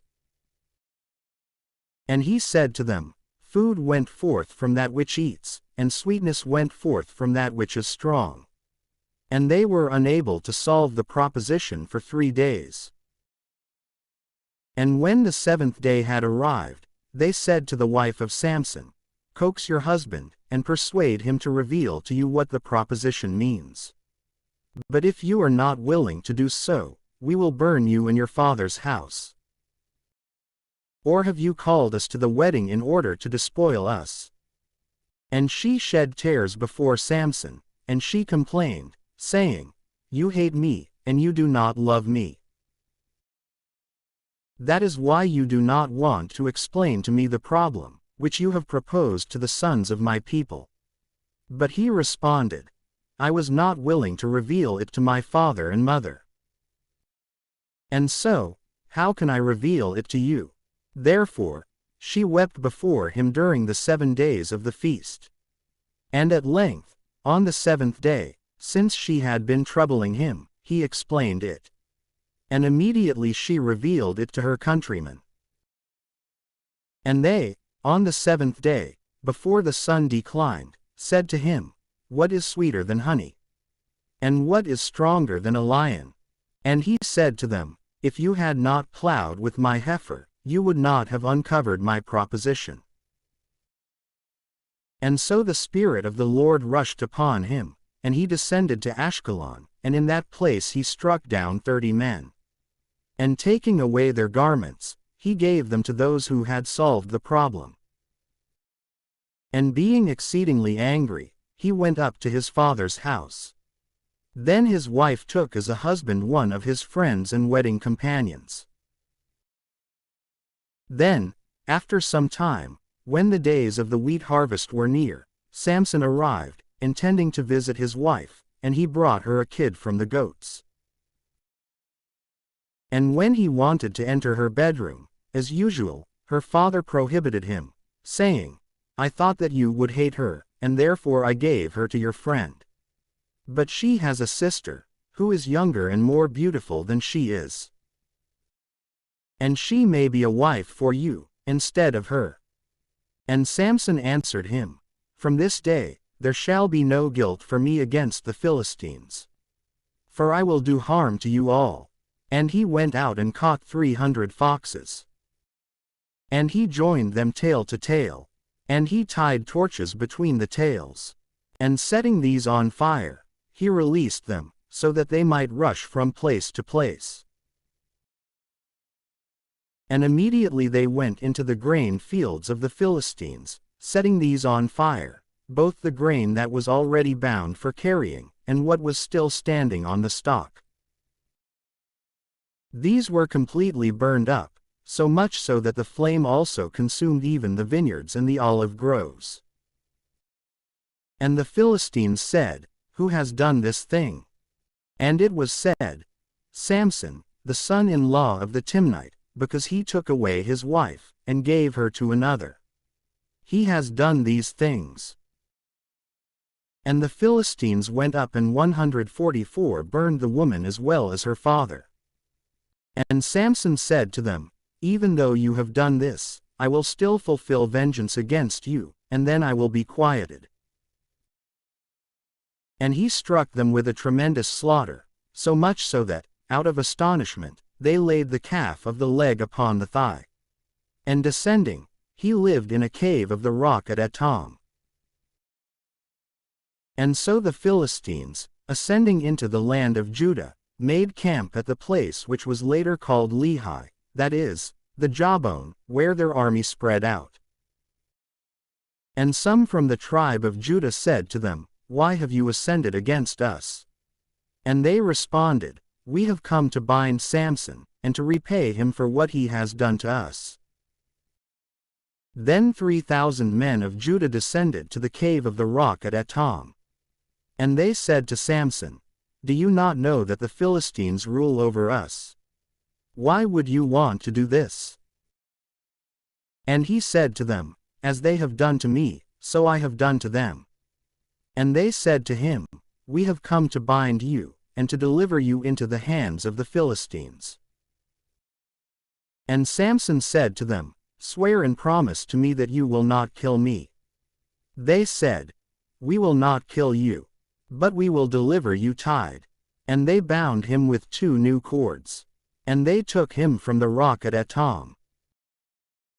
And when he had arrived at the place of the Jawbone, and the Philistines, shouting aloud, had met him, the Spirit of the Lord rushed upon him. And just as flax is usually consumed by a hint of fire, so were the ties with which he was bound broken and released. And finding a jawbone which was laying there, that is, the jawbone of a donkey, snatching it up, he put to death 1,000 men with it. And he said, "With the jawbone of a donkey, with the jaw of the colt of a donkey, I have destroyed them, and I have struck down 1,000 men." And when he had completed these words, singing, he threw the jawbone from his hand, and called the name of that place Ramath Lehi, which is translated as, the elevation of the jawbone. And being very thirsty, he cried out to the Lord, and he said, "You have given, to the hand of your servant, this very great salvation and victory. But see that I am dying of thirst, and so I will fall into the hands of the uncircumcised." And so the Lord opened a large tooth in the jawbone of the donkey, and water went out from it. And having drank it, his spirit was revived, and he recovered his strength. For this reason, the name of that place was called, "The spring called forth from the jawbone," even to the present day. And he judged Israel, in the days of the Philistines, for 20 years. He also went into Gaza. And there he saw a harlot woman, and he entered to her. And when the Philistines had heard of this, and it had become well known among them, that Samson had entered the city, they surrounded him, placing guards at the gate of the city. And there they were keeping watch all night in silence, so that, in the morning, they might kill him as he was going out. But Samson slept until the middle of the night, and rising up from there, he took both doors from the gate, with their posts and bars. And laying them upon his shoulders, he carried them to the top of the hill that looks toward Hebron. After these things, he loved a woman who was living in the valley of Sorek. And she was called Delilah. And the leaders of the Philistines went to her, and they said, "Deceive him, and learn from him wherein lies his great strength, and how we may be able to overcome him and to impose restraints on him. And if you will do this, each one of us will give you 1,100 silver coins." Therefore, Delilah said to Samson, "Tell me, I beg you, wherein lies your very great strength, and with what might you be bound, so that you could not break free?" And Samson answered her, "If I will be bound with 7 cords, made of sinews not yet dry, but still damp, I will be weak like other men." And the princes of the Philistines brought to her 7 cords, such as he had described. And she bound him with these. And so, those hiding in ambush with her, in the bedroom, were expecting the end of the matter. And she cried out to him, "The Philistines are upon you, Samson." And he broke the cords, as one would break a thread of flax, twisted for cutting and singed by fire. And so it was not known wherein lay his strength. And Delilah said to him, "Behold, you have mocked me, and you have spoken a falsehood. But at least now, tell me with what you may be bound." And he answered her, "If I will be bound with new cords, which have never been used, I will be weak and like other men." Again, Delilah tied him with these, and she cried out, "The Philistines are upon you, Samson." For an ambush had been prepared in the bedroom. But he broke the bindings like the filaments of a web. And Delilah spoke to him again, "How long will you deceive me and tell me falsehoods? Reveal with what you ought to be bound." And Samson responded to her, "If you weave the 7 locks of my head with a loom, and if you tie these around a spike and fix it to the ground, I will be weak." And when Delilah had done this, she said to him, "The Philistines are upon you, Samson." And arising from sleep, he withdrew the spike with the hairs and the weaving. And Delilah said to him, "How can you say that you love me, when your soul is not with me? You have lied to me on 3 occasions, and you are not willing to reveal wherein lies your very great strength." And when she had been very troublesome to him, and over many days had continually stayed nearby, giving him no time to rest, his soul was faint, and he was weary, even unto death. Then disclosing the truth of the matter, he said to her, "Iron has never been drawn across my head, for I am a Nazirite, that is, I have been consecrated to God from my mother's womb. If my head will be shaven, my strength will depart from me, and I will be faint and will be like other men." Then, seeing that he had confessed to her his whole soul, she sent to the leaders of the Philistines and ordered, "Come up just once more. For now he has opened his heart to me." And they went up, taking with them the money that they had promised. But she made him sleep upon her knees, and recline his head upon her bosom. And she called a barber, and he shaved his 7 locks of hair. And she began to push him away, and to repel him from herself. For immediately his strength departed from him. And she said, "The Philistines are upon you, Samson." And awaking from sleep, he said in his mind, I will break away and shake myself free, just as I did before. For he did not know that the Lord had withdrawn from him. And when the Philistines had seized him, they immediately plucked out his eyes. And they led him, bound in chains, to Gaza. And enclosing him in a prison, they made him work a millstone. And now his hair 145 began to grow back. And the leaders of the Philistines convened as one, so that they might offer great sacrifices to Dagon, their god. And they feasted, saying, Our God has delivered our enemy, Samson, into our hands. Then, too, the people, seeing this, praised their God, and they said the same, Our God has delivered our adversary into our hands, the one who destroyed our land and who killed very many. And rejoicing in their celebration, having now taken food, they instructed that Samson be called, and that he be mocked before them. And having been brought from prison, he was mocked before them. And they caused him to stand between two pillars. And he said to the boy who was guiding his steps, Permit me to touch the pillars, which support the entire house, and to lean against them, so that I may rest a little. Now the house was full of men and women. And all the leaders of the Philistines were there, as well as about 3,000 persons, of both sexes, on the roof and in the upper level of the house, who were watching Samson being mocked. Then, calling upon the Lord, he said, O Lord God, remember me, and restore to me now my former strength, O my God, so that I may avenge myself against my enemies, and so that I may receive one vengeance for the deprivation of my 2 eyes. And taking hold of both the pillars, on which the house rested, and holding one with his right hand and the other with his left, he said, May my life die with the Philistines. And when he had shaken the pillars strongly, the house fell upon all the leaders, and the rest of the multitude who were there. And he killed many more in his death than he had killed before in his life. Then his brothers and all his relatives, going down, took his body, and they buried it between Zorah and Eshtaol, in the burying place of his father, Manoah. And he judged Israel for 20 years. In that time, there was a certain man, from Mount Ephraim, named Micah. And he said to his mother, The 1,100 silver coins, which you had separated for yourself, and about which you had sworn in my hearing, behold, I have them, and they are with me.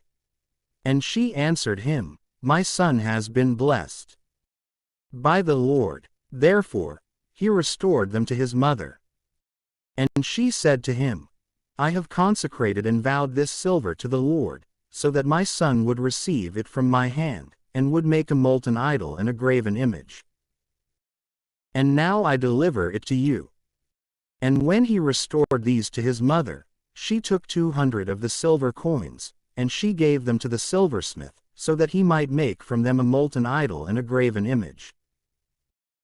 And it was in the house of Micah. And he also separated in it a little shrine for the god.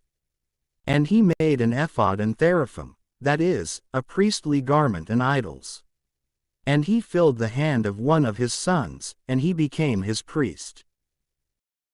In those days, there was no king in Israel. Instead, each one did what seemed right to himself. Also, there was another young man, from Bethlehem of Judah, one of his relatives. And he himself was a Levite, and he was living there. Then, departing from the city of Bethlehem, he wished to sojourn wherever he would find it beneficial to himself. And when he had arrived at Mount Ephraim, while making the journey, he also turned aside for a little while to the house of Micah. And he was asked by him where he came from. And he responded, I am a Levite from Bethlehem of Judah. And I am traveling so that I may live where I am able, if I perceive it to be useful to me. And Micah said, Stay with me, and you shall be to me like a parent and a priest. And I will give to you, each year, 10 silver coins, and a double-layered garment, and whatever provisions are necessary." He agreed, and he stayed with the man. And he was to him like one of his sons.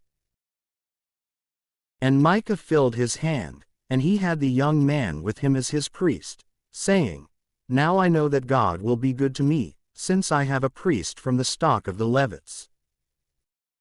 In those days, there was no king in Israel, and the tribe of Dan sought a possession for themselves, so that they might live in it.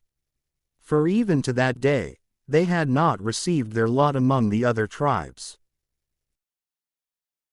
Therefore, the sons of Dan sent 5 very strong men, of their stock and family, from Zorah and Eshtaol, so that they might explore the land and diligently inspect it. And they said to them, "Go, and consider the land."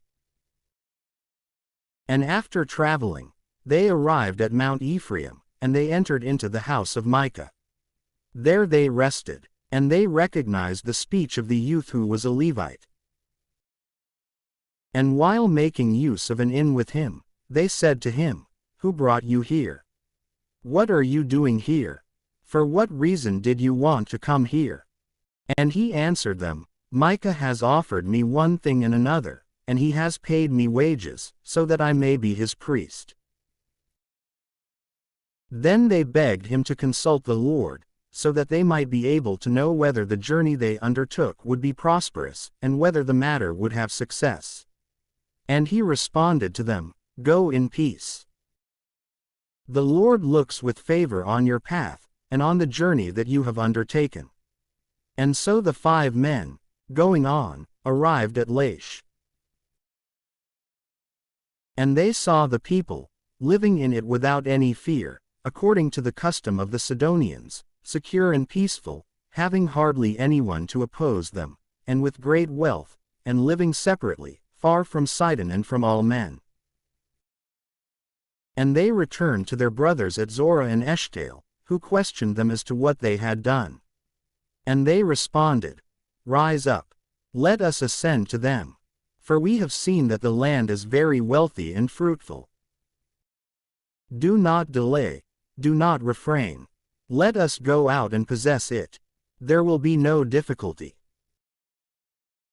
We shall enter to those who dwell securely, in a very wide region, and the Lord will deliver the place to us, a place in which there is no lack of anything that grows upon the earth." And so, those of the kindred of Dan set out, that is, 600 men from Zorah and Eshtaol, girded with the weapons of warfare. And going up, they stayed at Kiriath-Jearim of Judah. And so the place, from that time, received the name the Camp of Dan, and it is behind the back of Kiriath-Jearim. From there, they crossed over to Mount Ephraim. And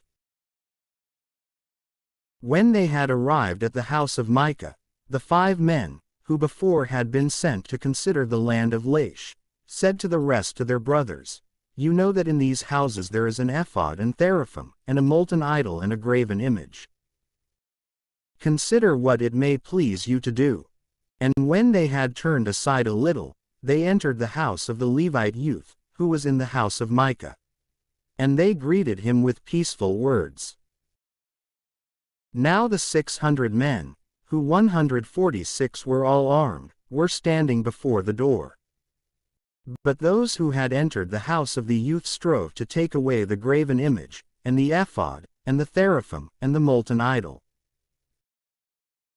But the priest was standing in front of the door, with the 600 very strong men waiting not far away. And so, those who had entered took away the graven image, the ephod, and the teraphim, and the molten idol. And the priest said to them, "What are you doing?" And they responded to him, "Be silent and place your finger over your mouth, for which is better for you, to be a priest in the house of one man, or in one tribe and family in Israel." And when he had heard this, he agreed to their words. And he took the ephod, and the idols, and the graven image, and he set out with them. And while traveling, they had also sent the children, and the cattle, and all that was valuable to go ahead of them. And when they were far from the house of Micah, the men who were living in the houses of Micah, crying out together, followed them. And they began to shout behind their backs. And when they had looked back, they said to Micah, "What do you want? Why are you crying out?" And he responded, "You have taken away my gods, which I made for myself, and the priest, and all that I have.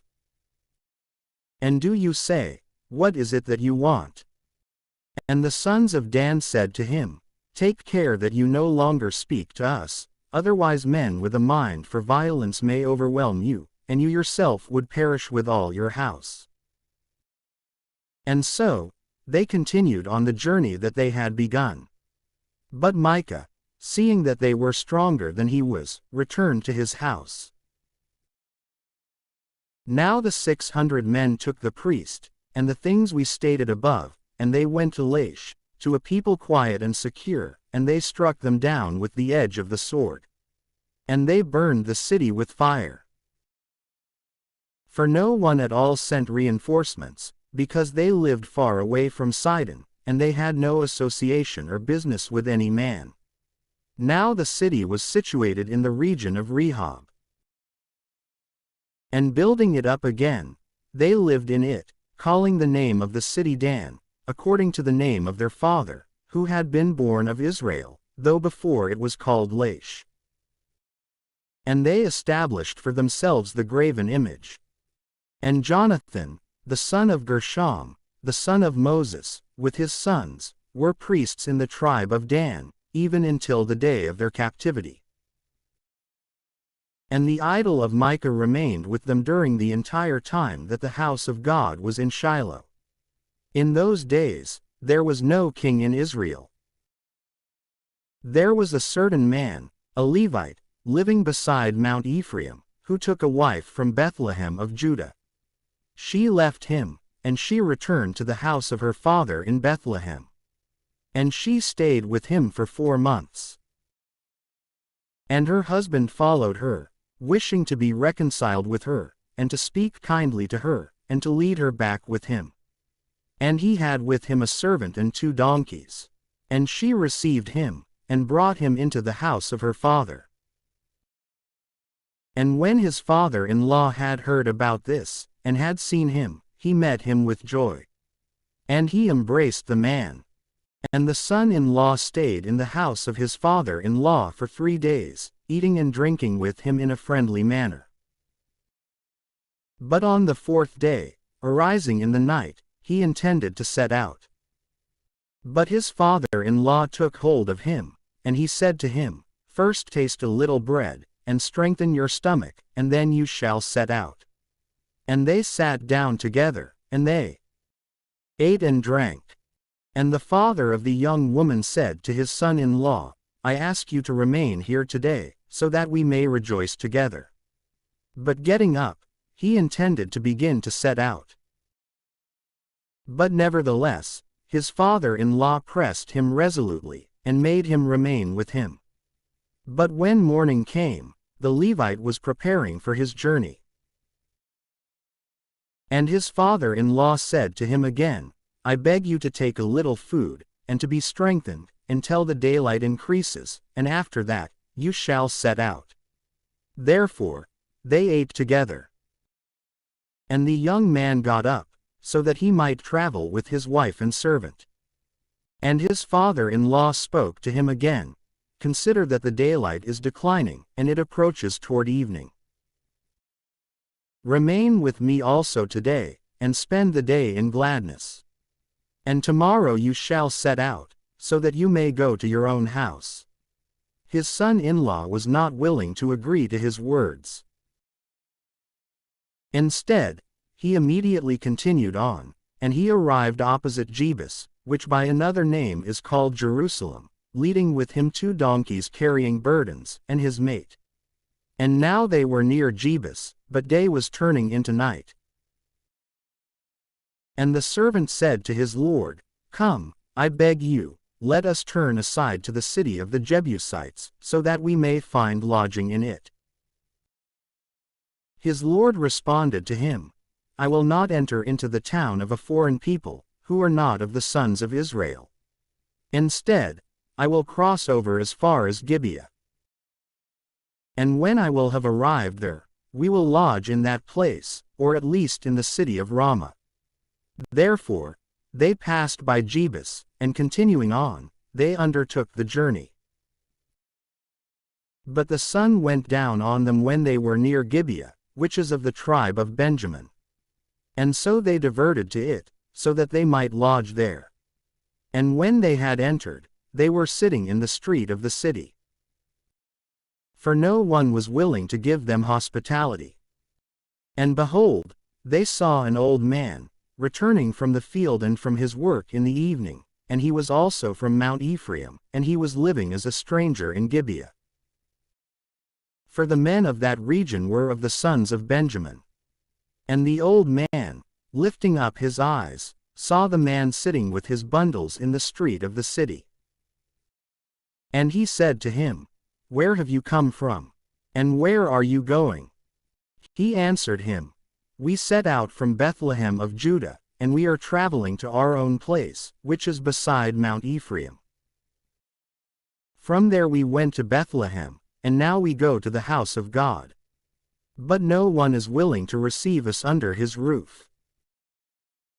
We have straw and hay as fodder for the donkeys, and we have bread and wine for the use of myself, and for your handmaid and the servant who is with me. We lack nothing except lodging. And the old man responded to him, Peace be with you. I will provide all that is necessary. Only, I beg you, do not stay in the street. And he led him into his house, and he gave fodder to his donkeys. And after they had washed their feet, he received them with a banquet. And while they were feasting, and were refreshing their bodies with food and drink after the labor of the journey, the men of that city, sons of Belial, came and surrounded the old man's house. And they began to knock at the door, calling out to the Lord of the house, and 147 saying, Bring out the man who entered your house, so that we may abuse him. And the old man went out to them, and he said, Do not choose, brothers, do not choose to do this evil. For this man has entered to my hospitality, and you must cease from this senselessness. I have a virgin daughter, and this man has a mate. I will lead them out to you, so that you may debase them and may satisfy your lust. Only, I beg you, do not commit this crime against nature on the man. But they were not willing to agree to his words.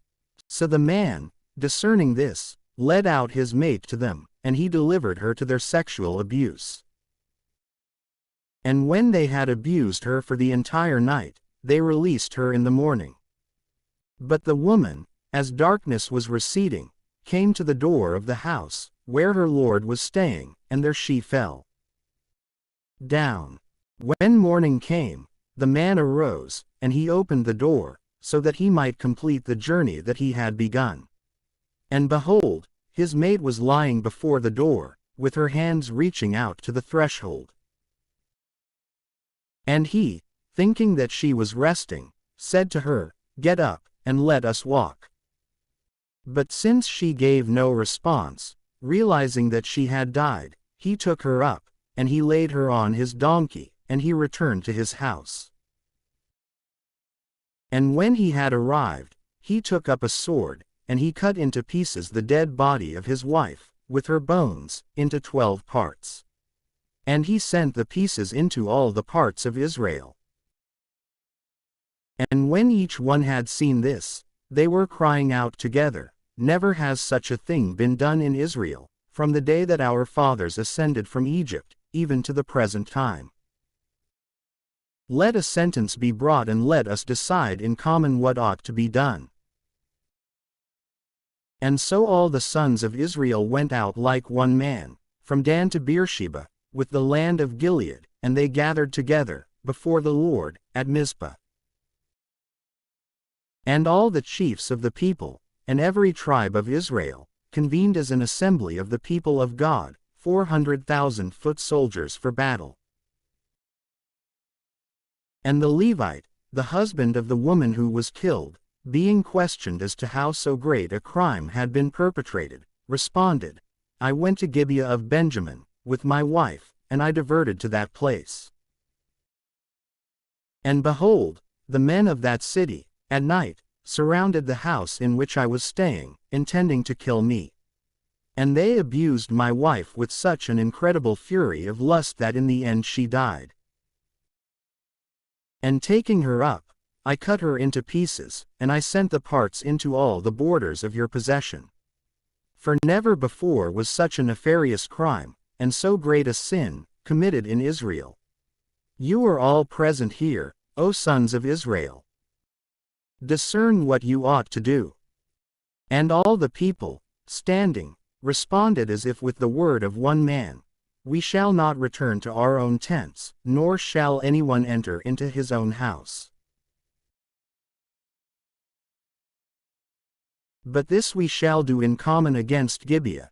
We shall select 10 men out of 100 from all the tribes of Israel, and 100 out of 1,000, and 1,000 out of 10,000, so that they may transport supplies for the army. And so that we will be able to fight against Gibeah of Benjamin, and to repay it for its crime as it deserves. And all of Israel convened against the city, like one man, with one mind and one counsel. And they sent messengers to the entire tribe of Benjamin, who said, Why has so great a wickedness been found among you? Deliver the men of Gibeah, who have perpetrated this deplorable act, so that they may die, and so that the evil may be taken away from Israel. And they were not willing to listen to the command of their brothers, the sons of Israel. Instead, out of all the cities that were their lot, they convened at Gibeah, so that they might bring them assistance, and so that they might contend against the entire people of Israel. And there were found from Benjamin 25,000 who drew the sword, aside from the inhabitants of Gibeah, who were 700 very strong men, fighting with the left hand as well as with the right hand, and casting stones from a sling so accurately that they were able to strike even a hair, and the path of the stone would by no means miss to either side. Then too, among the men of Israel apart from the sons of Benjamin, there were found 400,000 who drew the sword and who were prepared for battle. And they rose up and went to the house of God, that is, to Shiloh. And they consulted God, and they said, Who shall be, in our army, the first to contend against the sons of Benjamin? And the Lord responded to them, Let Judah be your leader. And immediately the sons of Israel, rising up in the morning, made camp near Gibeah. And setting out from there to fight against Benjamin, they began to assault the city. And the sons of Benjamin, departing from Gibeah, slew 22,000 men from the sons of Israel, on that day. Again the sons of Israel, trusting in both strength and number, set their troops in order, in the same place where they had contended before. But first they also went up and wept before the Lord, even until night. And they consulted him and said, Should I continue to go forth, so as to contend against the sons of Benjamin, my brothers, or not? And he responded to them, Ascend against them, and undertake the struggle. And when the sons of Israel had continued to do battle against the sons of Benjamin on the next day, the sons of Benjamin burst forth from the gates of Gibeah. And meeting them, they made such a frenzied slaughter against them that they struck down 18,000 men who drew the sword. As a result, all the sons of Israel went to the house of God, and sitting down, they wept before the Lord. And they fasted that day until evening, and they offered to him holocausts and victims of peace offerings. And they inquired about their state. At that time, the ark of the covenant of the Lord was in that place. And Phinehas, the son of Eleazar, the son of Aaron, was the first ruler of the house. And so, they consulted the Lord, and they said, "Should we continue to go forth in battle against the sons of Benjamin, our brothers, or should we cease?" And the Lord said to them, "Ascend. For tomorrow, I will deliver them into your hands." And the sons of Israel stationed ambushes around the city of Gibeah. And they brought out their army against Benjamin a third time, just as they had done on the first and second times. But the sons of Benjamin again burst forth boldly from the city. And since their enemies were fleeing, they pursued them a long way, so that they might wound or kill some of them, just as they had done on the first and second days. And they turned their backs along two paths, one bringing them toward Bethel, and the other toward Gibeah. And they struck down about 30 men, for they thought that they were falling back as 148 they had done before. But instead, skillfully feigning flight, they undertook a plan to draw them away from the city, and by seeming to flee, to lead them along the above-stated paths. And so all the sons of Israel, rising up from their positions, set their troops in order, in the place which is called Baltamar. Likewise, the ambushes that encircled the city began, little by little, to reveal themselves, and to advance upon the western part of the city. Moreover, another 10,000 men from all of Israel were provoking a conflict with the inhabitants of the city. And the war grew heavy against the sons of Benjamin. And they did not realize that, on all sides of them, death was imminent.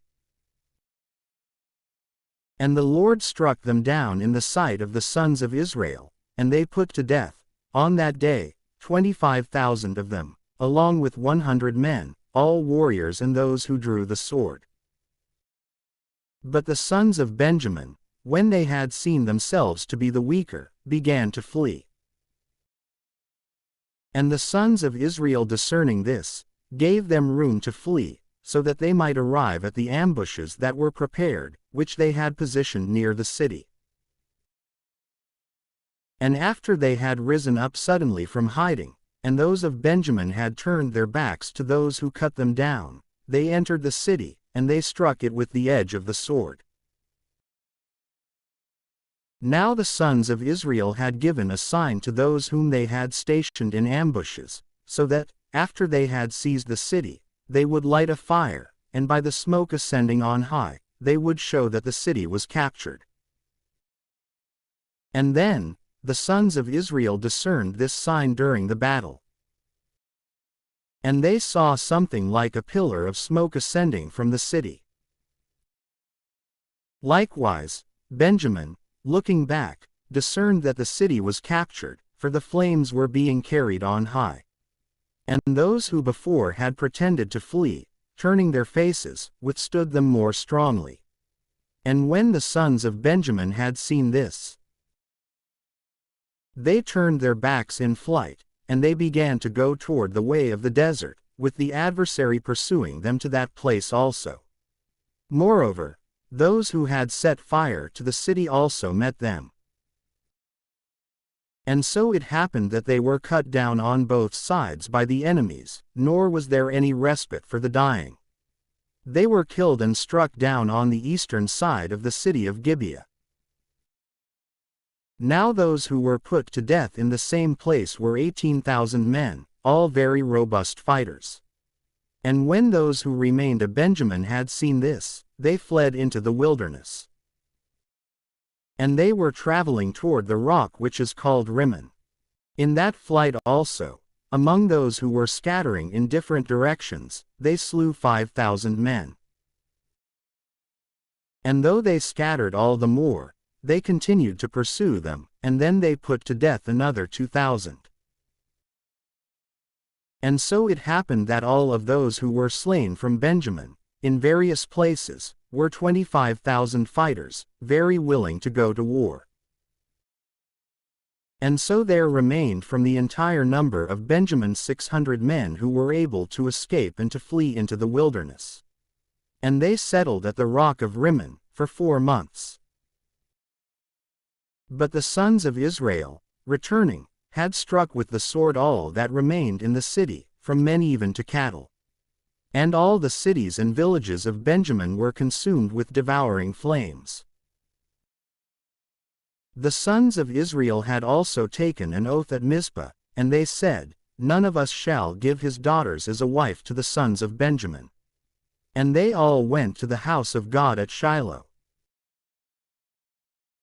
And sitting in his sight until evening, they lifted up their voice, and they began to weep, with a great wailing, saying, Why, O Lord, God of Israel, has this evil happened among your people, so that this day one tribe would be taken away from us? Then, rising at first light on the next day, they built an altar. And they offered holocausts and victims of peace offerings there, and they said, Who, out of all the tribes of Israel, did not ascend with the army of the Lord? For they had bound themselves with a great oath, when they were at Mizpah, that whoever was not present would be slain. And the sons of Israel, having been led to repentance over their brother Benjamin, began to say, One tribe has been taken away from Israel. From where shall they receive wives? For we have all sworn in common that we will not give our daughters to them. For this reason, they said, Who is there, out of all the tribes of Israel, that did not ascend to the Lord at Mizpah? And behold, the inhabitants of Jabesh Gilead were found not to have been among that army. And so they sent 10,000 very robust men, and they instructed them, saying, Go and strike down the inhabitants of Jabesh Gilead with the edge of the sword, including their wives and little ones. And this shall be what you ought to do. Every one of the male gender, as well as all the women who have known men, shall be put to death. But the virgins you shall reserve. And 400 virgins, who had not known the bed of a man, were found from Jabesh Gilead. And they brought them to the camp at Shiloh, in the land of Canaan. And they sent messengers to the sons of Benjamin, who were at the rock of Rimmon, and they instructed them, so that they would receive them in peace. And the sons of Benjamin went, at that time, and wives were given to them from the daughters of Jabesh Gilead. But others were not found, whom they might give in a similar manner. And all of Israel was very saddened, and they did penance for destroying one tribe out of Israel.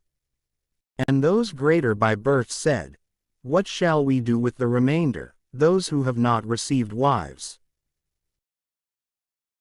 For all the females of Benjamin have been cut down, and we must take great care, and make provision with a very great diligence, so that one tribe may not be wiped away from Israel. As for our own daughters, we are not able to give them, being bound by an oath and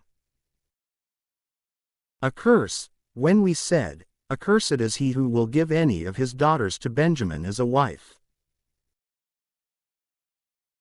And they took counsel, and they said, Behold, there is a yearly solemnity of the Lord at Shiloh, which is situated to the north of the city of Bethel, and on the eastern side of the way that one takes from Bethel to Shechem, and to the south of the town of Lebonah. And they instructed the sons of Benjamin, and they said, Go, and hide in the vineyards. And when you will have seen daughters of Shiloh being led out to dance, according to custom, go forth suddenly from the vineyards, and let each one seize one wife from among them, and travel into the land of Benjamin. And when their fathers and brothers arrive, and they begin to complain against you and to argue, we will say to them, Take pity on 149 them. For they have not seized them by right of war or conquest. Instead, begging to receive them, you did not give them, and so the sin was on your part. And so the sons of Benjamin did just as they had been ordered. And according to their number, they seized for themselves one wife each, out of those who were led out dancing. And they went into their own possession, and they built up their cities, and they lived in them. The sons of Israel also returned, according to their tribes and families, to their tents. In those days, there was no king in Israel. Instead, each one did what seemed right to himself.